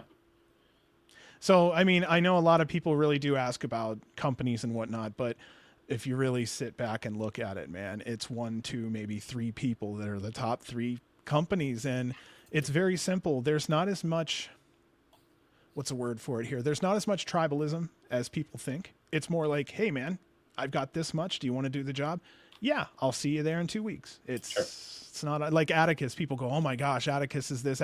What if Atticus is just trying to work and take some dates? People like to give the WWE measuring stick to independent wrestling, and there's 2 very different monsters from what I'm seeing. Sure. A lot of listeners thought Sydney wouldn't win here. That includes several of the people in here, because if Sydney, it was a Sydney could 5-way. lose. It was the easiest way for him to lose and not lose his streak is in a Yeah. 5-way where he wasn't in the decision. Like that's exactly my thought when I booked it. It's like when I booked my predictions, it's like that's the easiest way. It's just you have him laid out on the floor, and that way he's not technically part of the decision, and we can all say, okay, he didn't lose, but it was a 5-way, so nobody cares about it anyway. Yeah. But I mean, it was going to be either Sydney or Mason out of the 5-way. No, Fuego, Danger, or Terry did not have a chance in this one. There was a couple. I'm not going to name too many names, but I don't feel like I saw. Well, I will. I just didn't see enough Teriyaki. I felt like I didn't see enough Mr. Danger. I felt like a lot of it really kind of was around Mason and Akeem, and then Fuego dashed in there here and there. But man, 11 I thought minutes. Mason. It's good. I thought Mason would come in and kind of like steal the victory as a heel, kind of just maybe start going his heelish ways back into it. But yeah, Sydney picked up. He was on the floor. Like Mason was on the floor for the finish, right? I think he tried sneaking in, and then it didn't work out, and then Sydney got in, I think, afterwards. I'm surprised they didn't. I'm surprised just for a minute they didn't tease him trying to rip Fuego's mask again, just for for old time's sake. Right. Well, also to establish the heel persona again. Yeah. Little things like that matter. Yeah. All right. Next matchup was Masha Slamovich going against Amazing Red. Okay, I just hold gotta be hold old. on. I gotta get comfy for this one. All right. So, I remember watching Amazing Red on TNA when the episodes were pay-per-view only. I also remember I had to look back and find out. I remember him being on his first match against Low Ki. I remember because a lot of my friends were Jeff Jarrett fans. WCW collapsed. What are we gonna do? Well, guess what? Here come these TNA pay-per-views that were. I think they're like $9.99 or $14.99. I can't remember. It still was not cheap. Everybody was still trying to get their money together. $5 here, $5 there. Boom, we got a show. But he's just always been exciting. He's always been solid. And I'm really happy that 20 plus years later now, he's still affecting the industry in a positive way. It's not often that you hear that both fans and performers respect someone, and Amazing Red gets heaps of respect, just like AR Fox, just tons of heaps. I don't know. I just want to be an old man for a minute and be like, I've been watching Amazing Red since 1962. Speaking of old, Masha's 26 years old. Red has been wrestling for 27. Red had a very impressive tope where he just threw his body onto Masha. Both really laid punches in on each other. This was a nice, solid brawling match. Our winner was Masha Slamovich in this impressive, hard-hitting matchup. What were your thoughts on this one? Frank's got it Frankie this time. Yes. I'm the last one. Ah, it happened so late on the card. I think everybody was kind of in a haze because there was so much good wrestling, and that was just so much better than a lot of stuff we saw that night. And it wasn't. I still think that Slater and Kevin had a better technical match, but this definitely had that Master Sensei thing to it. Mm-hmm. And Yeah. it was they were beating the piss out of each other at some points during this one. That's the kind of Masha match I like. Sorry, B. No, I was just about to say I agree with you. I think that's what brings the best out of Masha. And for me, seeing Amazing Red kind of use that game plan instead of kind of doing his as best he can high flying stuff at his age, but he's still impressive. I thought the match played out differently than I was expecting, and I enjoyed it because, like how you were saying, the Master Sensei stuff. For me, it kind of just showed like Masha has grown to another level. Like once again, she keeps improving, and for me, this was like showing her like, hey, I'm above you now, Red, at this point, and she held her own really and did really good in this match. And for me, at this point, this ended up being my favorite match of the night. It was such a good story told too. We happened to have the Cole Alec Price story, and then we had this one, which I think everybody who knows their shit was emotionally involved. It's Red, you know. Both had nice words to say, and I felt like that put a nice bow on the present of a story that we had. And I, just being a stupid ass watching this at night, I put this match wasn't good. It was amazing. Fucking stupid ass.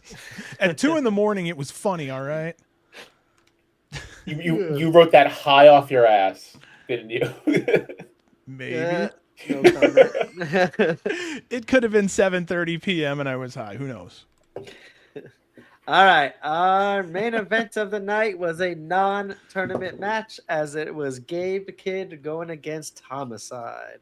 I'll keep these ones simple. I like Gabe Kidd. I like his size, his attitude, and athleticism. He's the one who injured Eddie Kingston, by the way. Happy we finished the show with 2 hard-hitting matches. We had a lot of ringside interference from Gabe's friend Clark Connors and Homicide's manager Julius Smokes. Yeah. He was fun. I liked him a lot. I haven't seen him in, God, it's been a long time. So he was a welcome sight. Our winner here was Gabe Kidd. At the end of this match, Homicide gave his fork to Gabe and told him to use it the next day on Mance. I really like this a lot. What were your guys' thoughts on this one? We had a manager fight. We had a fight with managers who are actually doing interference. This is what we need. We need more of this. I understand the one-on-one aspect, but we need these heelish manager interferences. And having Julius versus Clark being, interfering for each other, perfect. I agree. Yeah, I think they needed something a little extra in this match to kind of go a little bit longer than what they could go without all this stuff. But yeah, I think I agree with you. Smokes with the drop kick was funny. I loved seeing them just kind of go at it. Smokes was on another level for sure that night. Then he's always on another level, but it was fun seeing him go crazy. And I found it very interesting. Yeah, Homicide's like, fuck man, it's like use this the next night. Like that. Yeah, that was kind of out of the blue, and I guess I don't know how I felt. Well, I think Homicide has said as much as that he's on his retirement run. So yeah. And then Clown corrected me here. I think I did say it the wrong way, but he said, to be fair, the guardrail actually injured Kingston. He just happened to be in a match. Yeah, I probably should have said that better. He is correct. Yeah, I didn't punch him. His face was in the way of my hand. Like, yeah, I was just moving my hand like this. He just happened to be in the way. So, anything else to say about night 1 before we move on? We've said it was good seeing Homicide. It was a good, hard-hitting brawl. Homicide's always fun to watch. I'm glad that we get to see him a couple more times before he rides off into the sunset. So it was. Yes. I was surprised they finished the show on the non-title match, and I think they would have put Masha and Red last. I thought the same thing. I thought like maybe midway through this could have been in, could kind of separate what we've been seeing all night. And yeah, it would have ended with the JCW champion defending it as the main event. I agree with you. I had similar thoughts there. I got 2 dogs. I don't know if anybody can see the bottom of the screen here. I got 2 dogs staring at me for attention. They're looking at you. What's their opinion on Lucha versus Hardcore in the GCW show? And what do you guys think? Luna said it was good. And what Lucy said she'd stretch him. I don't know what that meant. Lucy wants more flippy shit. Yeah, more flippy Yes. shit. Lucy's a huge More flippy flippy shit shit. fan. God, I need to get a shirt and take a picture with her. That'd be fucking fantastic. A great one said, I think they wanted to give Gabe Kidd a main event, and it made more sense for night one, was his opinion on that one. Yeah.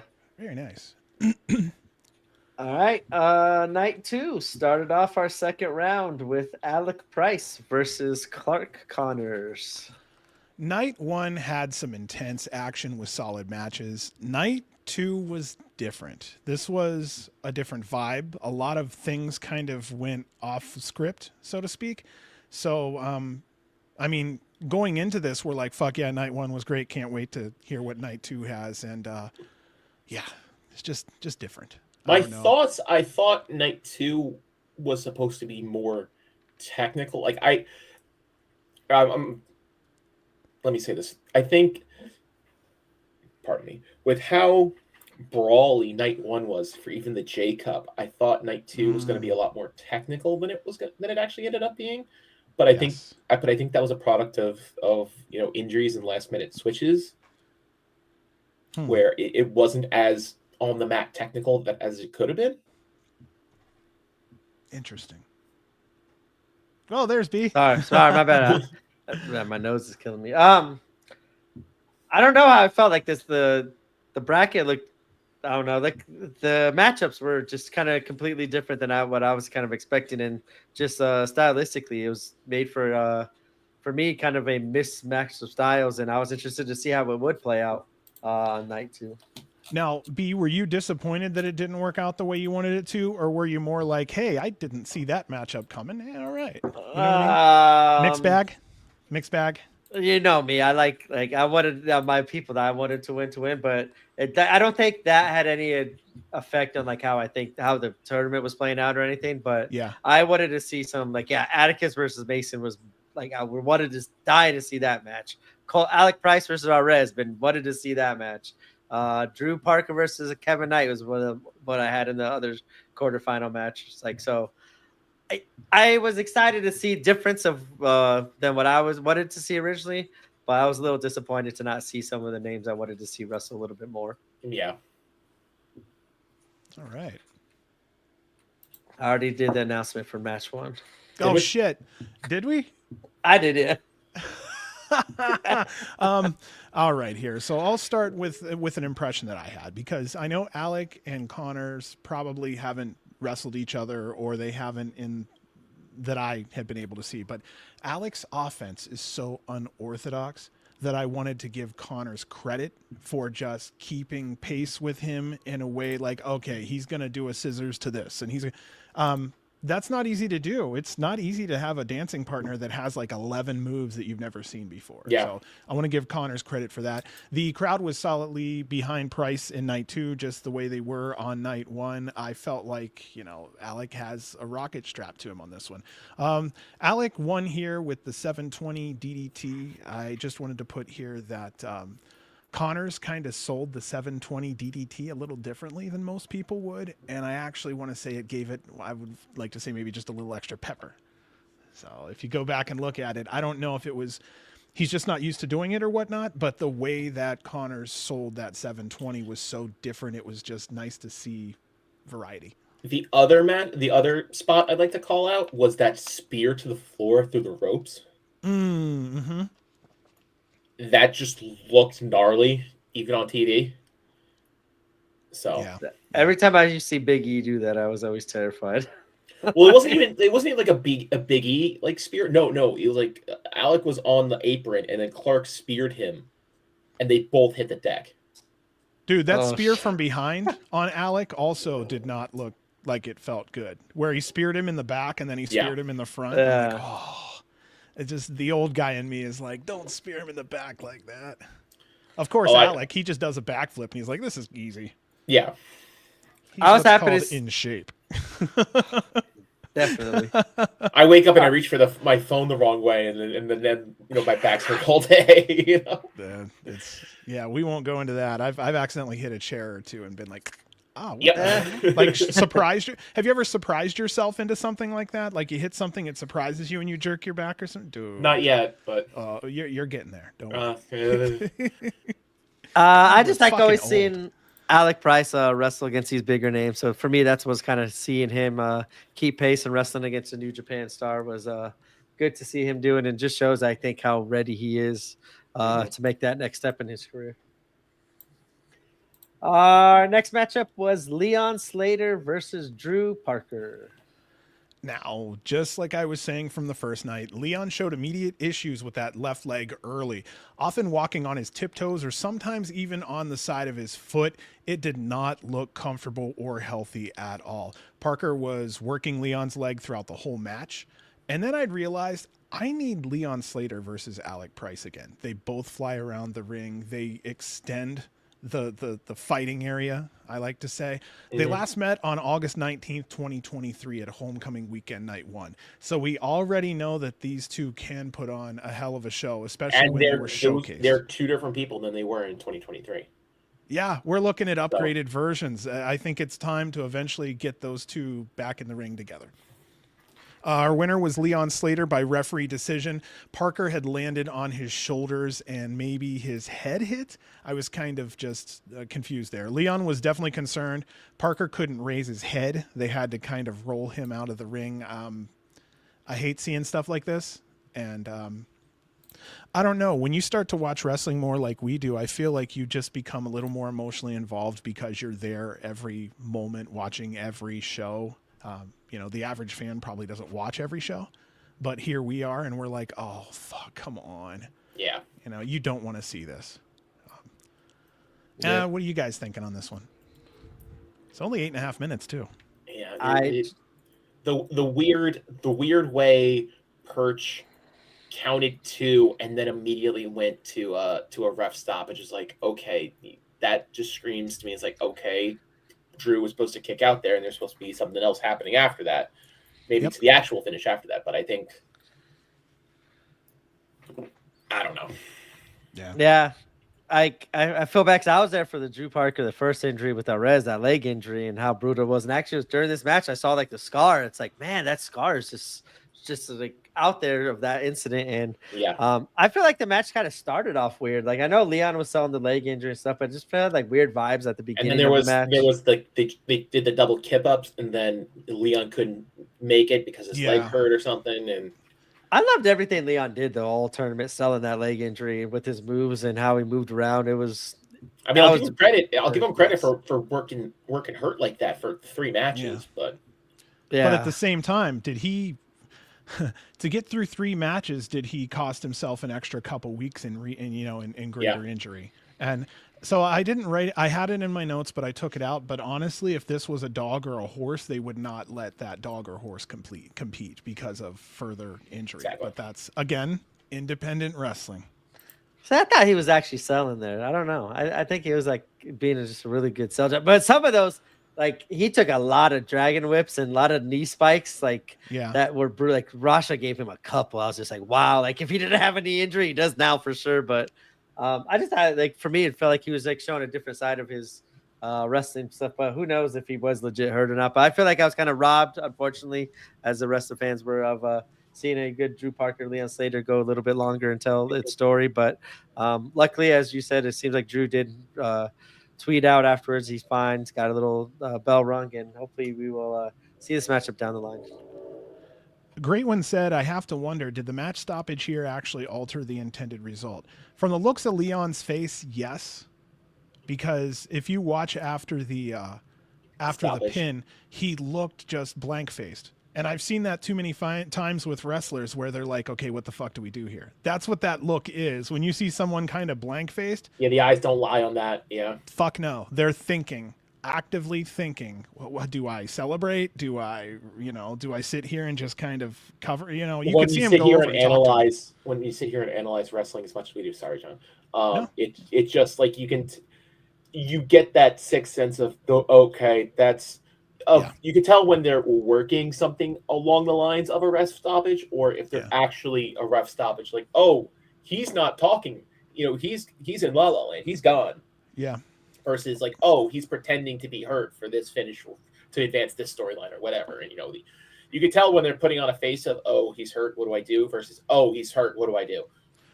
And I mean, if you've been around sports, like B has been around sports a ton, you know what a concussion looks like. You see how the arms sometimes will extend, or if their hands or fingers, or like the look in their eye is not.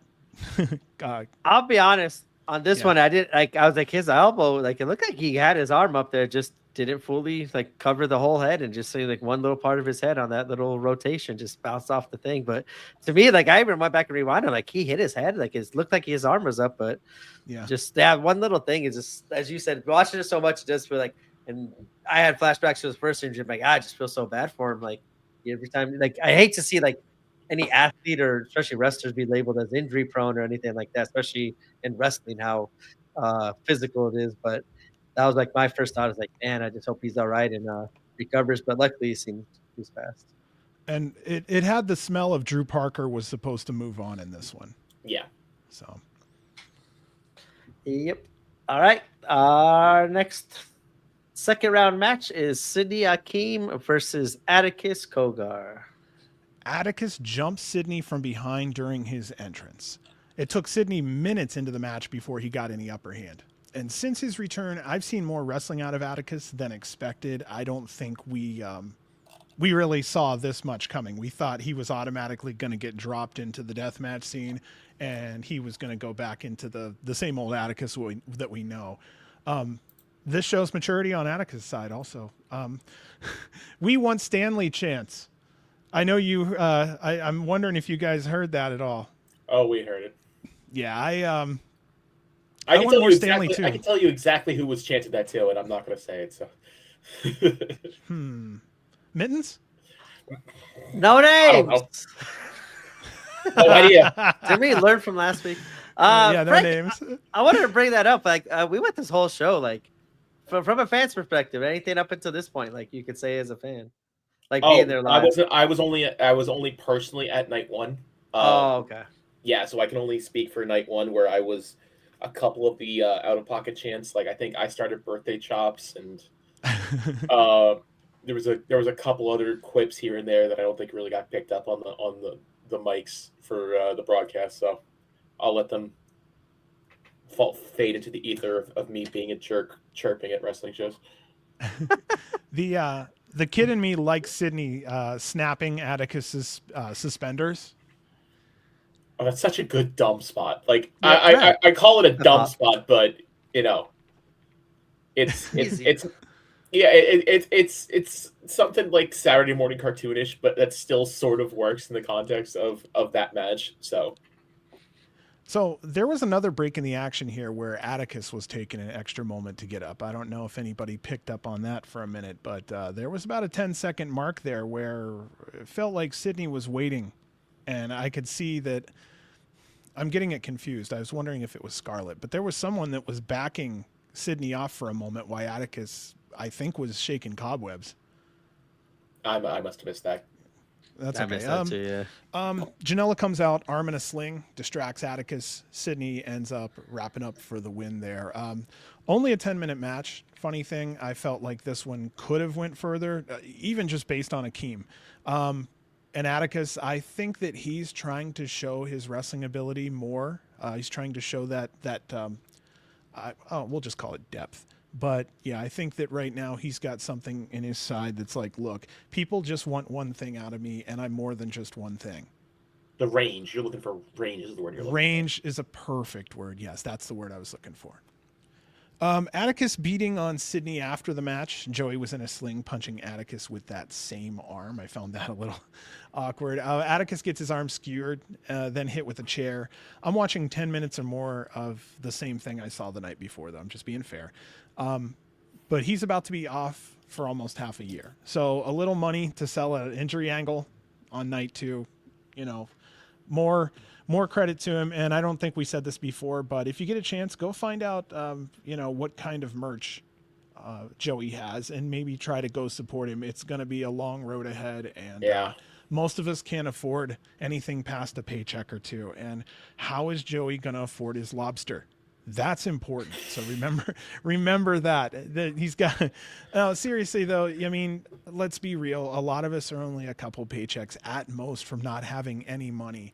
So just being real, just person to person, we hope that he gets safe.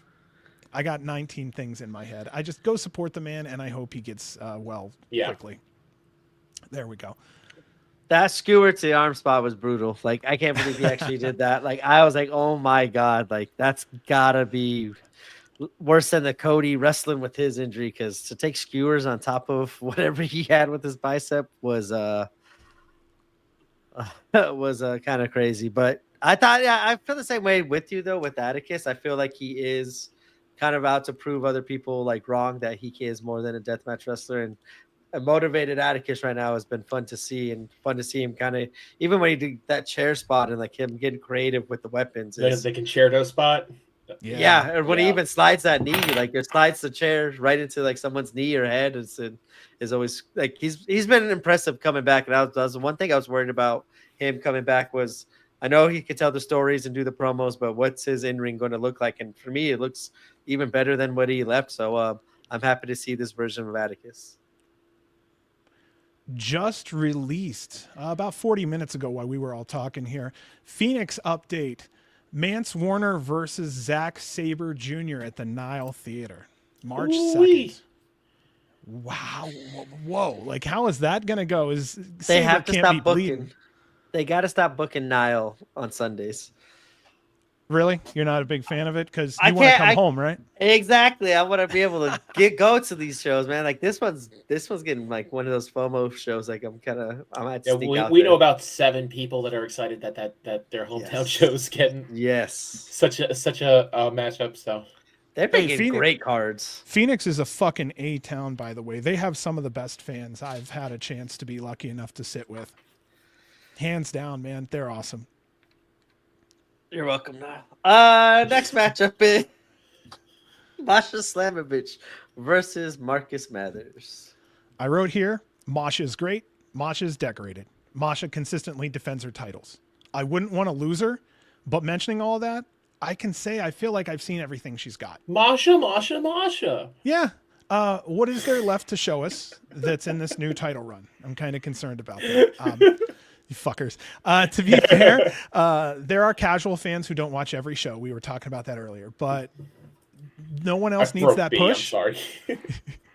You know what I mean? Like, no one needs that push, though. Like Alec Price, Sidney Akeem, Jack Cartwheel, Mason, Fuego. I feel like they stand to gain more from this championship win than Masha would. However, I understand that, she's a high-profile performer. Though, I mean, we have to create stars. I'll save my rant for the end. Insert move the belts around more comment here. I'll just say my last thought. My last thought was the fans have said strongly for a while now that we think the belts are being ignored and they may be an afterthought. That's just what it looks like to me. And I'm just kind of calling it off the cuff. I hope nobody gets butthurt by it, but I feel like no movement is bad. We have a lot of young stars that are coming through. Like Megan Bain. I watched women and men scream and yell when Megan Bain would just deliver a clothesline. Now she's going off to AEW. So the thing is here, do we want to see Megan, somebody who came at GCW, or former GCW champion Megan Bain? They should have really put something on her just to have the accolade on Cage Match that she has just participated here and she was a champion. I've said this a couple times about many people, and Brant, you're the same way. This championship belt should be more fluid. It should be moving around. The only times this belt has moved has been at this tournament, and this time it didn't even move. Thank you. Yeah, I got all that. My gripes are at the end here. I got all my staying. I got all this stuff at the end for mine. But I agree with you. Yeah, I agree with both of you right there. I'll be hitting on it later. I mean, if we're gonna get into the belt debate, because I got this will be. We love the belt debate. We love the belt debate. I mean, let's be honest. The extreme belt, sure, that needed to be disposed of because that was doing nothing. if you're going to roll it into the UV belt, fine. So now what we have is we have the World Heavyweight, we have the tag belts, we have the UV belt, and we have the JCW belt, which as we've previously described, kind of fits into what would be an IC belt in another company. Mm-hmm. And the IC belt has always sort of been that hot potato of who's hot but who's not, face on the posters hot. Yeah. And if you want to have a run, where somebody keeps it for a year plus, great. But you can't do that every time somebody has the belt, which has been Jordo had it for a year. Masha had it for a year plus now. Who else? Somebody, and we all thought it was going to be, the next person to have the belt was going to get the belt at the J Cup and keep it for a year again, because that's the only way they've moved this belt. Yes. You gotta, we can, on the conceit that there hasn't been JCW shows for this belt to move at, but still, it's already been defended on on mainstream GCW shows before, so that's not the issue. It's just that the belts have been just swinging in the breeze. And I'll go back to what John, you were saying with all those names, all those names, a Mason, a Price, a Cole, a Cindy, even any of those names could have benefited from this. I don't think this benefits Masha at all a second time.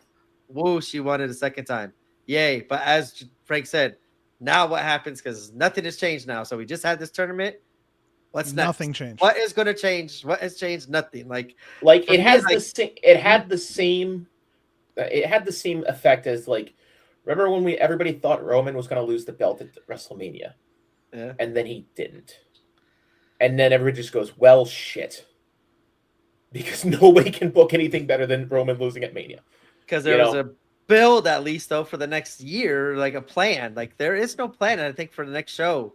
For the next show, even there's no plan, as we were saying, for any of these belts. I thought after what's it called, Hammerstein, we would see a little bit more. Well, can you bring up Great One's last one? Because people are happy for Masha, but this is something that I think the fan base is not being heard about at all. Stuff like this. The fact that every belt hasn't moved. It's I can concede the tag belts because I think that Cole's leg injury kind of blocked that one from happening earlier. So I think they just pushed to the next big show, which just happened to be Hammerstein. I don't think that was planned to be Hammerstein. I honestly think that was going to flip at Homecoming, given the opportunity. If he was healthy at Homecoming, I think that was going to go at Homecoming to give Garbage Daddies the belts. Because I think that was the big reason VIF just kind of did nothing for their defenses towards the end. It was just they were just in a holding pattern, and they just happened to be the two warm human bodies holding the tag team belts at that time. No offense to VIF,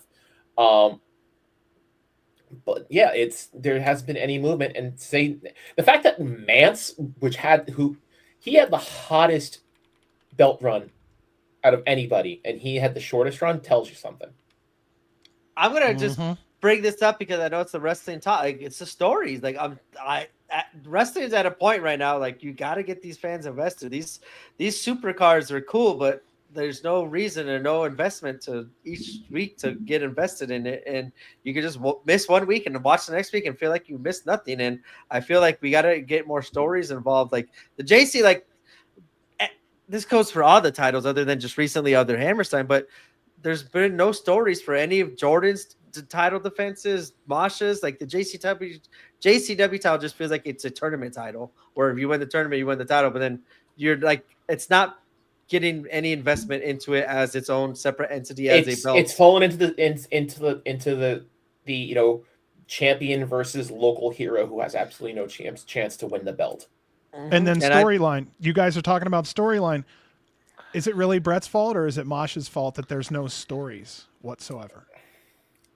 Because Brett has to book the matches, but Masha has to make them interesting somehow. Yeah. But what's interesting in the Super Crazy match? What's going to be interesting against Adam Priest? What's interesting against her and whoever, as the local people? There's just nothing to get invested for. Where I feel like Mason at least might be putting videos out there to get the fans invested in him being a champion. I think I said this previously. Masha hasn't done anything to show any care of the fans. Like, hey, I'm the JCW title. Like, no one, like, she doesn't care that the fans care about that. We've seen all the matchups also. So she's down to what? Locals. I She's think down I to said this locals. previously where I think one of the best solutions to this would be to Santino Morella the belt onto somebody and then just strap a rocket to someone onto regular status. Where like I think it was Brooke Havoc, I think my idea was the last time, where it's like give Brooke Havoc the belt and say, oh, she's a regular now, and then just pull her out of obscurity to just being a regular where she's on the show every week. I think that would shake up the belt a little bit, but it's been all these, long-term, championship runs that have just been sort of, they're there. I think that it's been booked, GCW's been booked in the same way of, the old bar wrestling from LA, where it's been, hey, these matches mean nothing. They're just indie super, just super fights that, come drunk, get drunk, watch good fights. There's that works on its own, where it's like, if that's the conceit where you're telling me these matches mean nothing, you just want something spectacle to watch at while you drink, cool. But GCW is not that. GCW has a history of it being a story-driven promotion. The stories has been the hottest parts of GCW. Like, and if you don't want to, I don't know, at this, even if you're not a fan of stories, the fans are. Maybe I meant to say that a different way, but maybe Brett's not a fan of belts or stories. Now, if that's the case, fine, but the fans want it. And that's the cheeseburger we ordered. And to be perfectly honest, I think, isn't that the whole conceit of the industry of professional wrestling revolves around the person who wins the MacGuffin in storyline gets paid more? I think that was the entire rule one of the industry before we all knew how the sausage was made. I thought that was how the whole thing worked. I don't know. Could be a portion of gate. You know what I mean? 2%. But I'm just, but they're saying there's no reason to even go for the title because there doesn't seem to be any like reason for it to separate it going for a title or having a regular. I mean, the fact everybody match. wanted the belt back in the day was the storyline reason was the person who was champion got paid the champion stip and it got paid more. Right. And that was the whole conceit for I know there was some sort of boxing matchups where these lower card matches meant nothing, and it was like, if you win this one, you'll get moved up the card and you have a chance to win to get into the championship picture sooner or later. But if even the championship is booked like that, what's the point? Yep. I could probably say this better too, but I think you guys are getting what I'm. I get it. I just feel like for fans to get invested, like this belt's been around 2 years. We've had 2 champions and 0 stories, 0 other than pop up. Like, there's been no build to any title defense. It's, oh, here's your next opponent. Here's your next, but there's been like no build. And I think that's what's kind of hurt a lot of at least the title scenes in GCW, where like, I think that's why everybody was excited for going into Hammerstein was we had a story for the main event. We had a story for the tag belts. We had a story for deathmatch with Sawyer getting like every piece that even the Mason versus what's his name? Mason versus Holiday had a story. Cardona had a story. Like every single bit of Hammerstein had stories, and that's why fans were so invested in all these other things. And I just think once we get away from like these big shows, we get away from stories and we just do these super shows. And we're not even. I think in a couple of weeks we're gonna have a collective here, and we got to start building that here soon. Well, I'm not even talking about big set piece matches like Hammerstein. It's just in general. I'm saying the same way. Like, it seems like we only do it for the Hammersteins, for the collectives, and then that's it. For the Cage of Survivals. Start watching at the bottom. We might have someone stop in. So, yeah, start watching at the bottom there because someone asked to stop by. So I want to see if they show up or not. So, all right. Just look double check every now and then if you get a chance. Gotcha. Yep.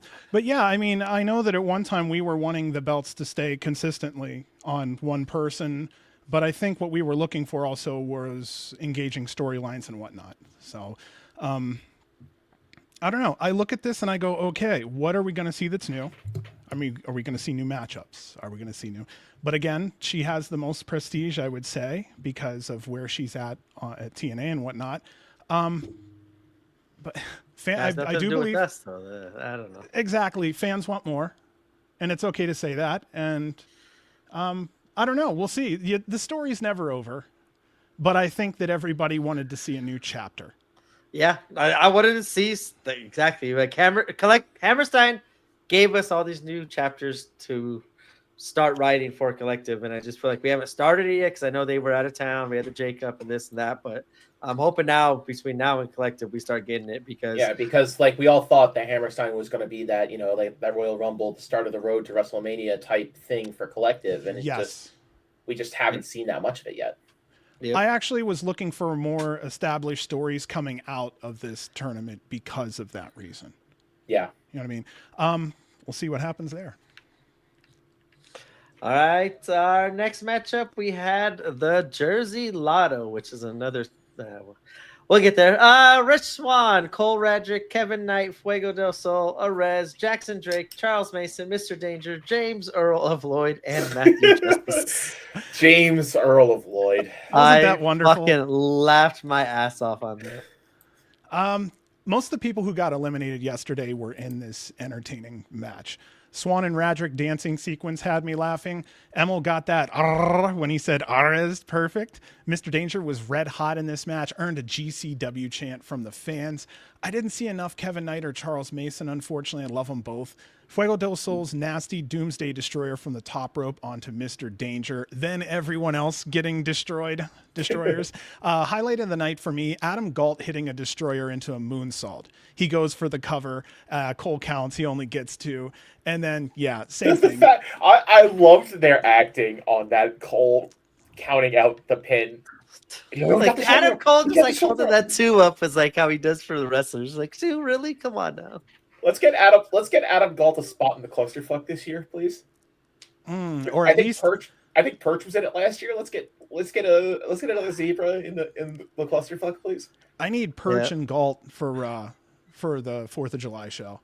Oh no. Yeah, and then I know he won't do it, but I'd love to see if Lauderdale would referee that, and we'd have a pure referee wrestler match. Stupidity, but fun nonetheless. I don't think he's going to be in the ring. Let's get Brett reffing that in a Bumblebee shirt, and then I can die happy. I don't think that's ever happening again. We'll work on that Thursday. Our winner in this one was Matthew Justice with the top rope splash on Mr. Danger. I put having some weapons and a bunch of wrestlers everywhere really energized the crowd. I felt like this was a nice pickup. What were your thoughts? Any other thoughts? I think so. Go ahead, Frank, because I'm gonna go kind of on a little thing here. It might have just been me, and it might have just been like what I was consuming at the time. But I think Matthew Justice kind of came out of nowhere at the end, and I don't think he spent as much time as he should have in that match. It was literally thrown in at the end, yeah. And I'll just leave it there. So my thing was like, you got all these people fighting in 4 matches for a tournament for a future JCW like title shot. Or to be champion, and then in this one you got all the ones who lost the night before, which I don't mind. I love seeing the scramble, but I didn't want to see those stakes being added to it. Which I get why you add more prestige to the match, but it was like all these people lost. Like, oh, here's your second chance of getting something that all these people are still fighting for, like going on in the tournament. So I didn't kind of understand that part. Also, goes back to my saying of what I thought the JCW title would be. Justice challenging for the JCW title is totally out of left field for me. So I don't know what's going on with the JCW title, but I would be down to see what the hell Matthew Justice would do with that as champion. Let's see here. Oh, that's all my notes on this one. Does anybody else have anything? James Earl Lloyd was fun, and it was an exciting match. It was just a good old scramble. Like, it was a spectacle. That's all you really want out of those kind of matches. Right. Yeah. All right, our first semifinals match is Alec Price versus Sidney Akeem. Sidney grabbing the right side of his neck and rolling his neck around before the match started. Now, again, this could have been storyline or whatnot, but that was his weakness all match. So either Sidney sells exceptionally well or he's injured, and I couldn't tell which one it was at this point. I thought maybe this was like a crutch for Alec Price to trying to...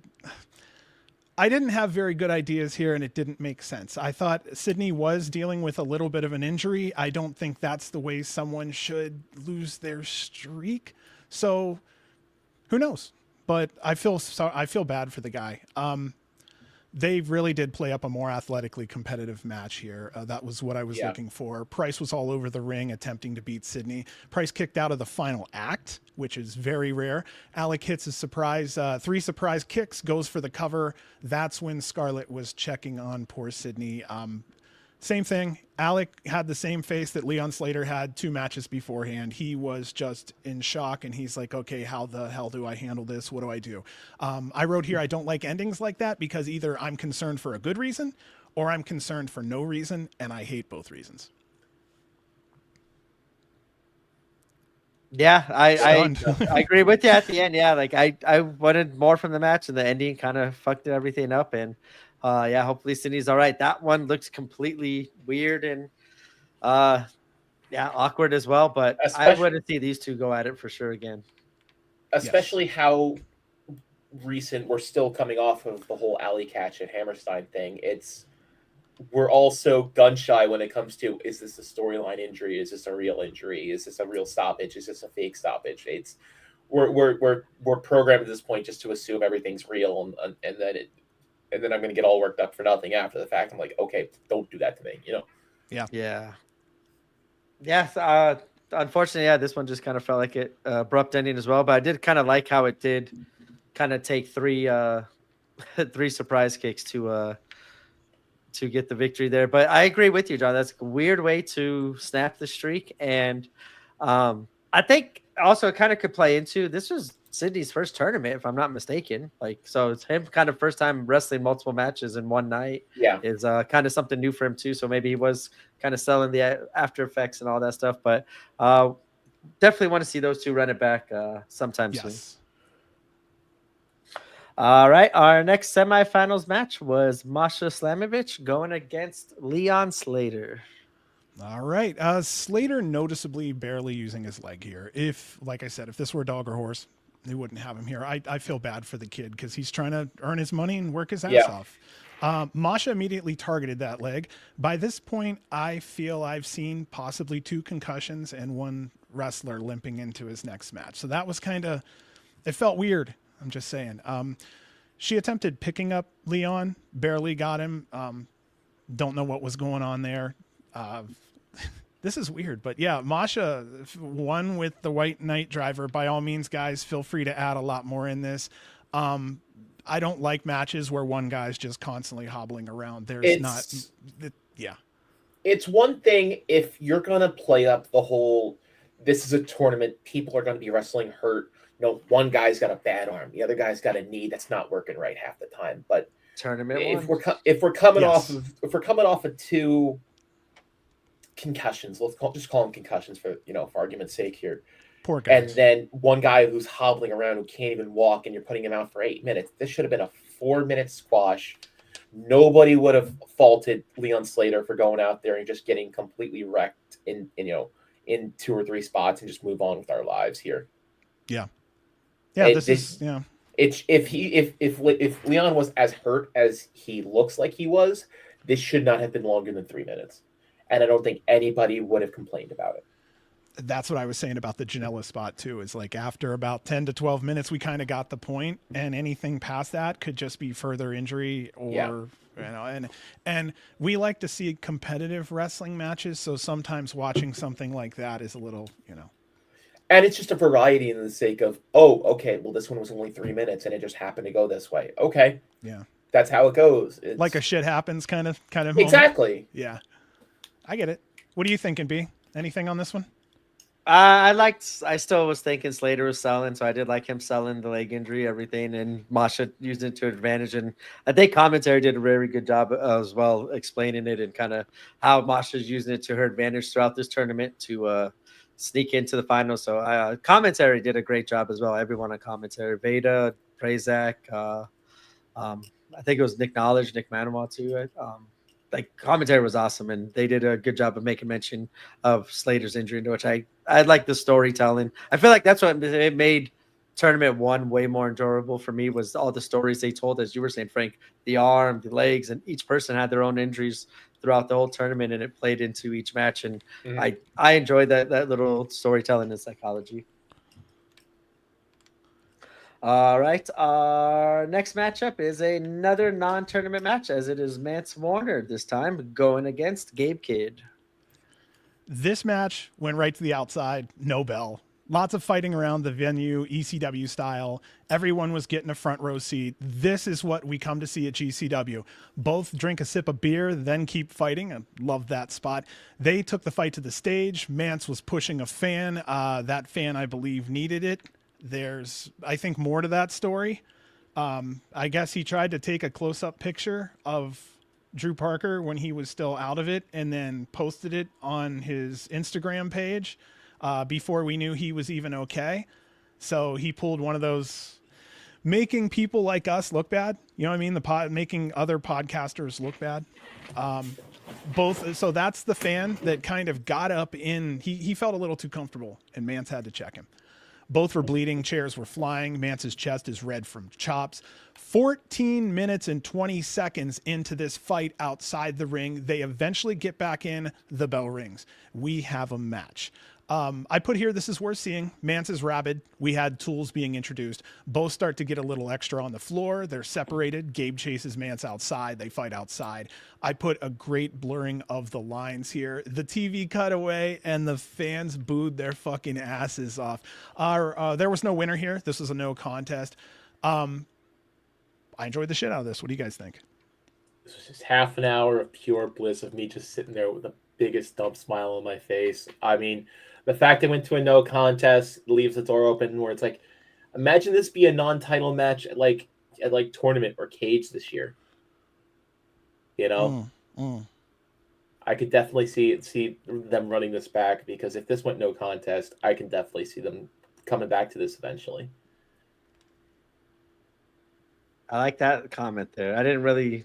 Yeah, I guess I must have missed that too. Justice being in the corner to help out for Mance. Yeah, he grabbed a hold of Mance's face and he's like, "Listen to me, look at me. You need to, get your direction in order," kind of thing. At the end, well, I mean, in theory, even though we all know that Mance kind of turned on second gear, like Justice wasn't here for a lot of that. Mance being a dickhead. Well, that's why I love the blur. I love the blur because it wasn't storyline as much as, hey, I'm your friend. I'm out here. Then here comes Brett. They did a great job selling like it was a legit thing, and I think it looks so good. If it wasn't for Baruso standing beside Mance and not getting involved, I would have said, God, this is real. I mean, it was down to that. I was looking at things on the side going, okay, does this look like a real... I would say next time get Baruso involved, and then it's going to look pretty fucking real. Really fucking quick. Because I know Matt would not let anyone get fucked with. And I saw him kind of standing there. So I go, okay, this is part of the story. They're finishing it off. So well done. Extremely well done, guys. I like these kind of blurs. This feels like the kind of stuff I want to watch. And this makes me miss Mance Warner's title run. Like, this was everything that he was doing fantastic during that run, and why I kind of was rooting for him to maybe retain at Hammerstein even. Yeah. Well, that's another one maybe for another day, but yeah, I felt like we were still in Mance's world, at least for a couple more months. Yeah. But I'm glad at least he's getting these spotlight matches too, and still knocking it out of the park and not phoning it in, getting that Impact money. Like, he's still treating it like these GCW matches. Like, he's still pissed he lost the belt. So I enjoyed it still, him putting in all that. I'd like to see him. I'd like to see Mance with the UV belt. I know it's technically a lower belt than the world belt, but yeah, I think he could do some damage with that, especially with the screwdriver in play, and nobody screaming that the screwdriver's in play, especially in a UV match. Yep, that too. All right, we have our main events now, as it is Masha Slamovich versus Alec Price. All right, new chants are coming from the fans. Like the fans, they wanted it. I had high hopes that we would finish this 1 year long story. Our winner was Masha Slamovich. What do you guys think? Fuck yeah, Burning Hammer. There you go. I mean, what else can I say? I'm like, I always pop for when I see a burning hammer in play. The only other thing I have to say is that just from a ring psychology perspective, why was there no rope break when Masha was choking out Alex and Alec got up and pushed Masha into a corner and just grabbed the fucking rope to break the choke instead of running around like with your like a chicken with your head cut off? Like, just stand there, grab the rope, and break the choke. I mean, like, you're in the finals of this tournament. Just do something that sort of makes sense. Like, that's just me. And some of us were expecting Cole to maybe cash in. Like, yeah. Masha could have won, and he said, fuck that. That's my boy. I'm going to go out there. I've got one ring, one chance. Tonight's the night. And from a real world perspective, we're coming up on Mania where the brass ring match happens. So, I mean, like, he's only got so much time on the clock left to use it. And then if he won, he'd be double belted, which would be like overkill.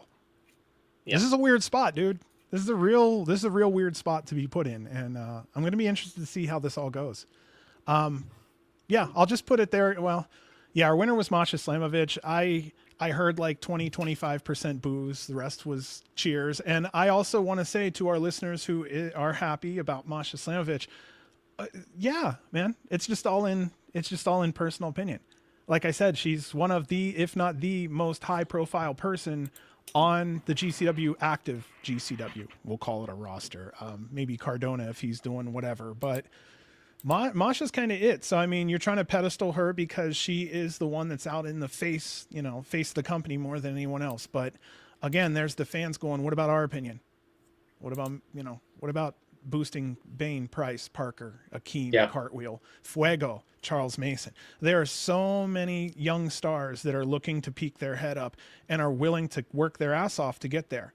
Look at the ones who are being more creative. The ones that are trying to fill their timeline on X and Facebook with engaging material, trying to get new fans, things like that. I think, I hope that that's a bigger, no, you know what? I'll talk about that. So I think fans were bitching about the AEW ring because the bent posts or whatever. I'm going to rant. Here we go. Independent wrestlers, I would probably say that there's a lot of fans who don't watch independent wrestling. This may have been their first little glimpse is seeing a bent ring post. The reason why is because I've been watching since 85. I didn't see a bent ring post until like the mid 90s, and it was an independent show. So you have to understand some of these fans are ignorant because they're not used to seeing half bent equipment. And let's be fair, is that the best thing to be shown on TV? Probably not, but it worked. And then also, a lot of fans don't understand logistics and how much it would cost to get a ring down to Australia and blah, blah, blah, blah, blah. So right up front, these fans don't know, as much as maybe they should. And that's okay, because if you're new to independent wrestling, the first thing they're hearing is some independent wrestler telling them they're a dick. They're an asshole because they don't know better. That's not the way to gain fans, respectfully. So, you have someone coming from AEW or WWE, what the hell's going on? For pretending that they're offended, whatever bullshit some kid comes up with in his head when he wakes up that morning. And I just think that, fuck it.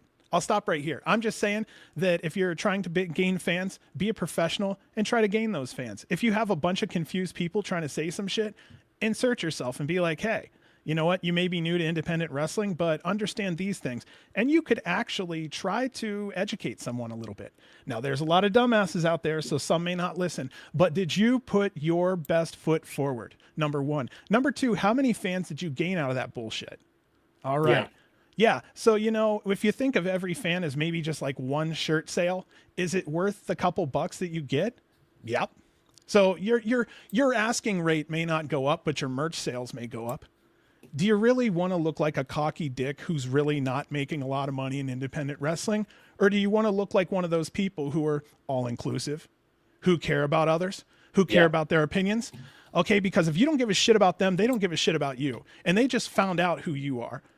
And they found you being a dick at them because they don't know better. Like I said, it's pretty cocky for independent wrestlers to do something like that. There's a lot of fans out there that never heard of half of these wrestlers, and now they're up their ass because they have an opinion. Look at the wrestlers who actually have made millions. They don't split their fans with politics, religion, stupid fucking opinions. They don't call other wrestlers names. They don't call fans names. They don't pull that bullshit, and they're rich. Maybe you should start standing on the shoulders of giants. Take a little bit of a clue from people who are way more professional and way more successful. And, you know, we sit here and we bitch about stories as fans. Give us some fucking stories. That's not Brett's fault that a wrestler walks in and goes, all right, time to earn my paycheck. That's great. Give us a story. You have time. You're working your shoot job. You got time to sit there and listen to a podcast. You know, you probably have time to think about a story. Engage us. I've said this before. I challenge any wrestlers on the independent scene to actually put together some real stories.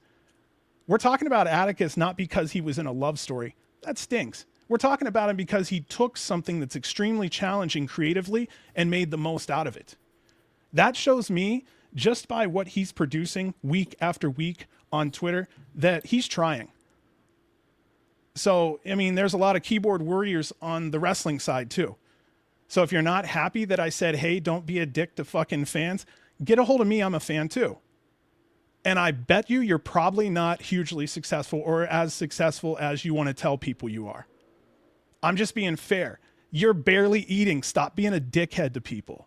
Maybe, just maybe, they might like you. Maybe. So I'm just trying to say, like, yeah, mainstream fans maybe don't know enough. And you know what? Educate them. Stop being a dick. Seriously. Stop being a dick. There's not enough money. There's not enough fans in fucking independent wrestling. And you want to fucking gatekeep? You can't afford to gatekeep. I'll just be real about that now. Nobody in independent wrestling can afford to gatekeep. And the fans need to stop too. We're all missing out because a couple fucked up fans have no fucking jobs and get on here all fucking day and try to dictate what the rest of us should watch and think and feel. Fuck off. There, I'm done. You sure? No. Okay. I don't know. I had to get that out because I'm tired of people getting fucking picked on. And for a bunch of people who feel like they stand up for others, it's really funny that they don't stand up for people who are having a different opinion or who are new to independent wrestling. And the first day they jump in, they get fucked with and eaten like, you know, a small fish. So fuck that. Can you really afford not having fans? Come on. This is simple business. I don't need to be a wrestler to know how to run a small business. I've ran a small business. Okay, if I ran out everybody who said, hey, John, I'd like to have this product or that product from you, and I made fun of them, dude, you're not a businessman, you're an asshole. And you're not trying to be in the business to make money, flat out. You know, be cocky and call it having attitude. No, you just have an attitude. Anyway, God, I'm grumpy. Maybe that's... Anyway, I felt the main event was underwhelming. Emil's announcing the winner. Like I said, there are some fans booing. Most of them are happy. Here's another anomaly. The main event was the shortest match of all 18 matches that weekend. The main event, 6 minutes and 41 seconds. I'm going to take a second to calm down. I didn't realize that. Yeah. Didn't even feel that short. Yeah, 6 minutes and 41 seconds for the main event. I said it before where it's like, oh, well, you know, it's a tournament, you know, shit happens. And, you know, a certain match could be the shortest, you know, just luck of the draw. And that luck of the draw could have been the main event, could have been the shortest. But it definitely had a non-finish air to it where they cut to black real fucking quick. The end card came up real fucking quick on this one. Yeah, I'll just kind of echo what John was saying though too, as I was saying earlier. Like I just feel like it didn't, like it ended and like okay, and fans are left like, so the last 2 days and now nothing new has happened, nothing new has changed. Like I wanted Alec Price, I wanted a Mason, I wanted a new blood, new face to start something new with this JCW belt. As we were kind of saying, it kind of feels like it's dormant because it's only being used once every while and against random people. They're not building anything towards it. So maybe hopefully Masha could build something towards the JCW title going into collective. But I feel the same way at the end of the show. Is like I don't feel that's going to happen at any time soon. So I don't know. We'll wait to see. But at this moment, like I was expecting to be happy and talking about something new and exciting for the JCW title. If you want a nothing belt, if you want a belt defense for the pure fact of putting a belt defense on your show, let Masha defend the TNA women's belt. If they would play ball, that would If be they would fun. play, I mean, perfect world, obviously. Yeah. But if you're gonna have a do nothing title defense on a show, why not put the TNA belt out there? Yeah. Give. I mean, yeah, having the whole Masha 2 belts thing is cool, but like we said, we've been echoing this all night. It's like spread the love a little bit. Have someone else with the JCW belt so that 10 years from now they can say, "Oh yeah, former JCW champion." Yeah. I don't Here we go. understand why, A here goes. showdown, even Okay. a look down, a showdown, like something at the end to tease Mm-hmm. what's could happen in the future instead of like, nope, okay, I'll see you And it's whenever not I even see like you. Masha needed the Win the belt, celebration anything. moment at the end because she's already won it once. How about Then why why let give us it all? to her? Well, okay. How about this one? How about you gave us fucking hope for Alec Price, and that wasn't something that you sold on us. That was organic. You crushed it 2 years straight. How do you think the fans feel knowing that they're not getting? If you I'm want more Alec, business, I'm not showing up next year. well, no, I'm just saying, if you want more business, sell the cheeseburger that the customers want. Don't try to ram a fucking hot dog down their throat, and then bitch Hey, about. yo. Well, you can jam it wherever you want to. Yeah. I'm just. PG era. PG era. No, but I'm just being fair here. There's a lot of fans going, okay, what are we seeing that's new? And this isn't against Masha. This is creatively, what are you going to show me that I haven't seen? And I do want to say something that I do say is performance, not personal. I don't want to hear someone scream for fucking 10 straight minutes. I really am getting tired of hearing screaming. I know it sounds dumb, but it sounds dumb. I'm just, yeah. See, and I've been praising Masha. I've been Man. saying, like, I feel like she's still, Same. like, every time we see her Same. taking the next level, like, I agree, this has nothing to do with her winning the belt. Like, I No. just wish it would have been someone else to lead us into Yeah. something. And maybe Masha could start getting these cool Gabe Kid matchups and stuff like that, spotlight matchups that I think she deserves. This is Masha winning 2 J Cups in a row after she's already won the world title. And yes, that was my thing too. It's like, what else does she need? Like, or not need or get? Like, I want to see other people get some of these accolades and recognition. Especially, Like, we were all kind of surprised last year when she won Alec. the J Cup after winning the world title. I was Yeah. surprised Alec didn't win. Yeah, and then I said this. I think we said this last year. I was like, why? Like, so you go from the world title to JCW title? Cool. Like, You're you're going from still the- right I back mean, in the people- title. I mean, that the Miz is the poster child for going from the world title down to NIC belt, but But she has a name value to help elevate it, and that's where I think for me it goes kind of with the booking of her. If like she can't really get to pick her opponents, kind of like with Blake, he didn't get to pick his opponents. Like I blame the titles and the title defense and the lack thereof, and this lack of investment on my end and other fans is the stories. Like I as soon as think- Vance I got think it, Vance had a the story best in way- 2 seconds. the best way to describe it, it's not the pin, it's the pen. That's one for of these me in my situations. opinions. Yeah, that's why I just think it could have been. It's stuff other ways could have been done that could have been a lot cooler, but I don't know. Like I said, I don't want to be this on Masha either because it has nothing to do with Masha. It's She's not on Masha at this excelling. point. No, she's excelling, and like I said, every time we've seen her, like she just takes herself to the next level. and I mean, it always sounds like improving. we're taking the piss out of Masha, but And No, I no, know, no, yeah, no, no, I no, know, no. I hate it's that. not Masha's fault on this. Yeah. No, it's just okay. Fans wanted. We're ready for the next thing, and the next thing rolls through, and the next thing never gets a belt. Yeah. And then the next thing goes to AEW, and then We get a cup of coffee with someone hot, and they go right to TV. It's Yeah. not. This is independent wrestling. If we're going to talk about how everything is so temporary and moving, I think the belt should be the same. The hot thing comes in, guess what? Put the fucking belt on that person, because you know what's going to happen? The fans will be happy. And What's you wrong might with not get a that? chance to do it down the line. Like Yeah. take advantage of it while you Like can. Megan Bain, like all these, like Jack Cartwheel's Nick gonna Wayne. fucking slip. Nick Wayne's fucking slip. Billy Stark's fucking slip. None of them had a fucking championship, but all of them could have had they needed it. It would have Yep. been nice just to have GCW former champion. An accolade, a different accolade could go to another person. That's why, like for me, it's like I feel like the accolade here on this year of the J Cup could have easily gone to someone else just as deserving as Masha. Hell, So I'll give it go. to Sydney. Just like I mean, like if they gave it to Sydney, I wouldn't have been surprised.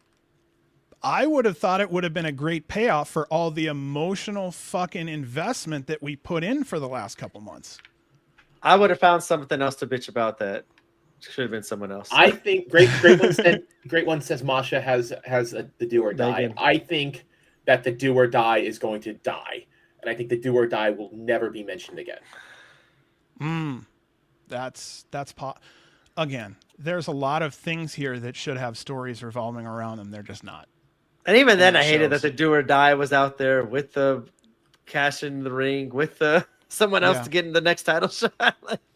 I think the do or die should have been not a of the person's choice of the do or die should have been a number one contender style. You know, you get the number one contendership at this card, not just a here's one free match at your choosing type whatever. Because We'll never the know Deus when Ex we get it. Machina is just doing whatever, and it's like we already have a Money in the Bank. We don't need a second, non-represented Money in the Bank floating around. Reed Harris Cooper, he says, give John whatever candy calms him down. Thank you, Reed. I love you too. Clown said, need to start chain smoking blunts like Danny last week. By the way, let me tell you, Danny did something impressive I didn't talk about.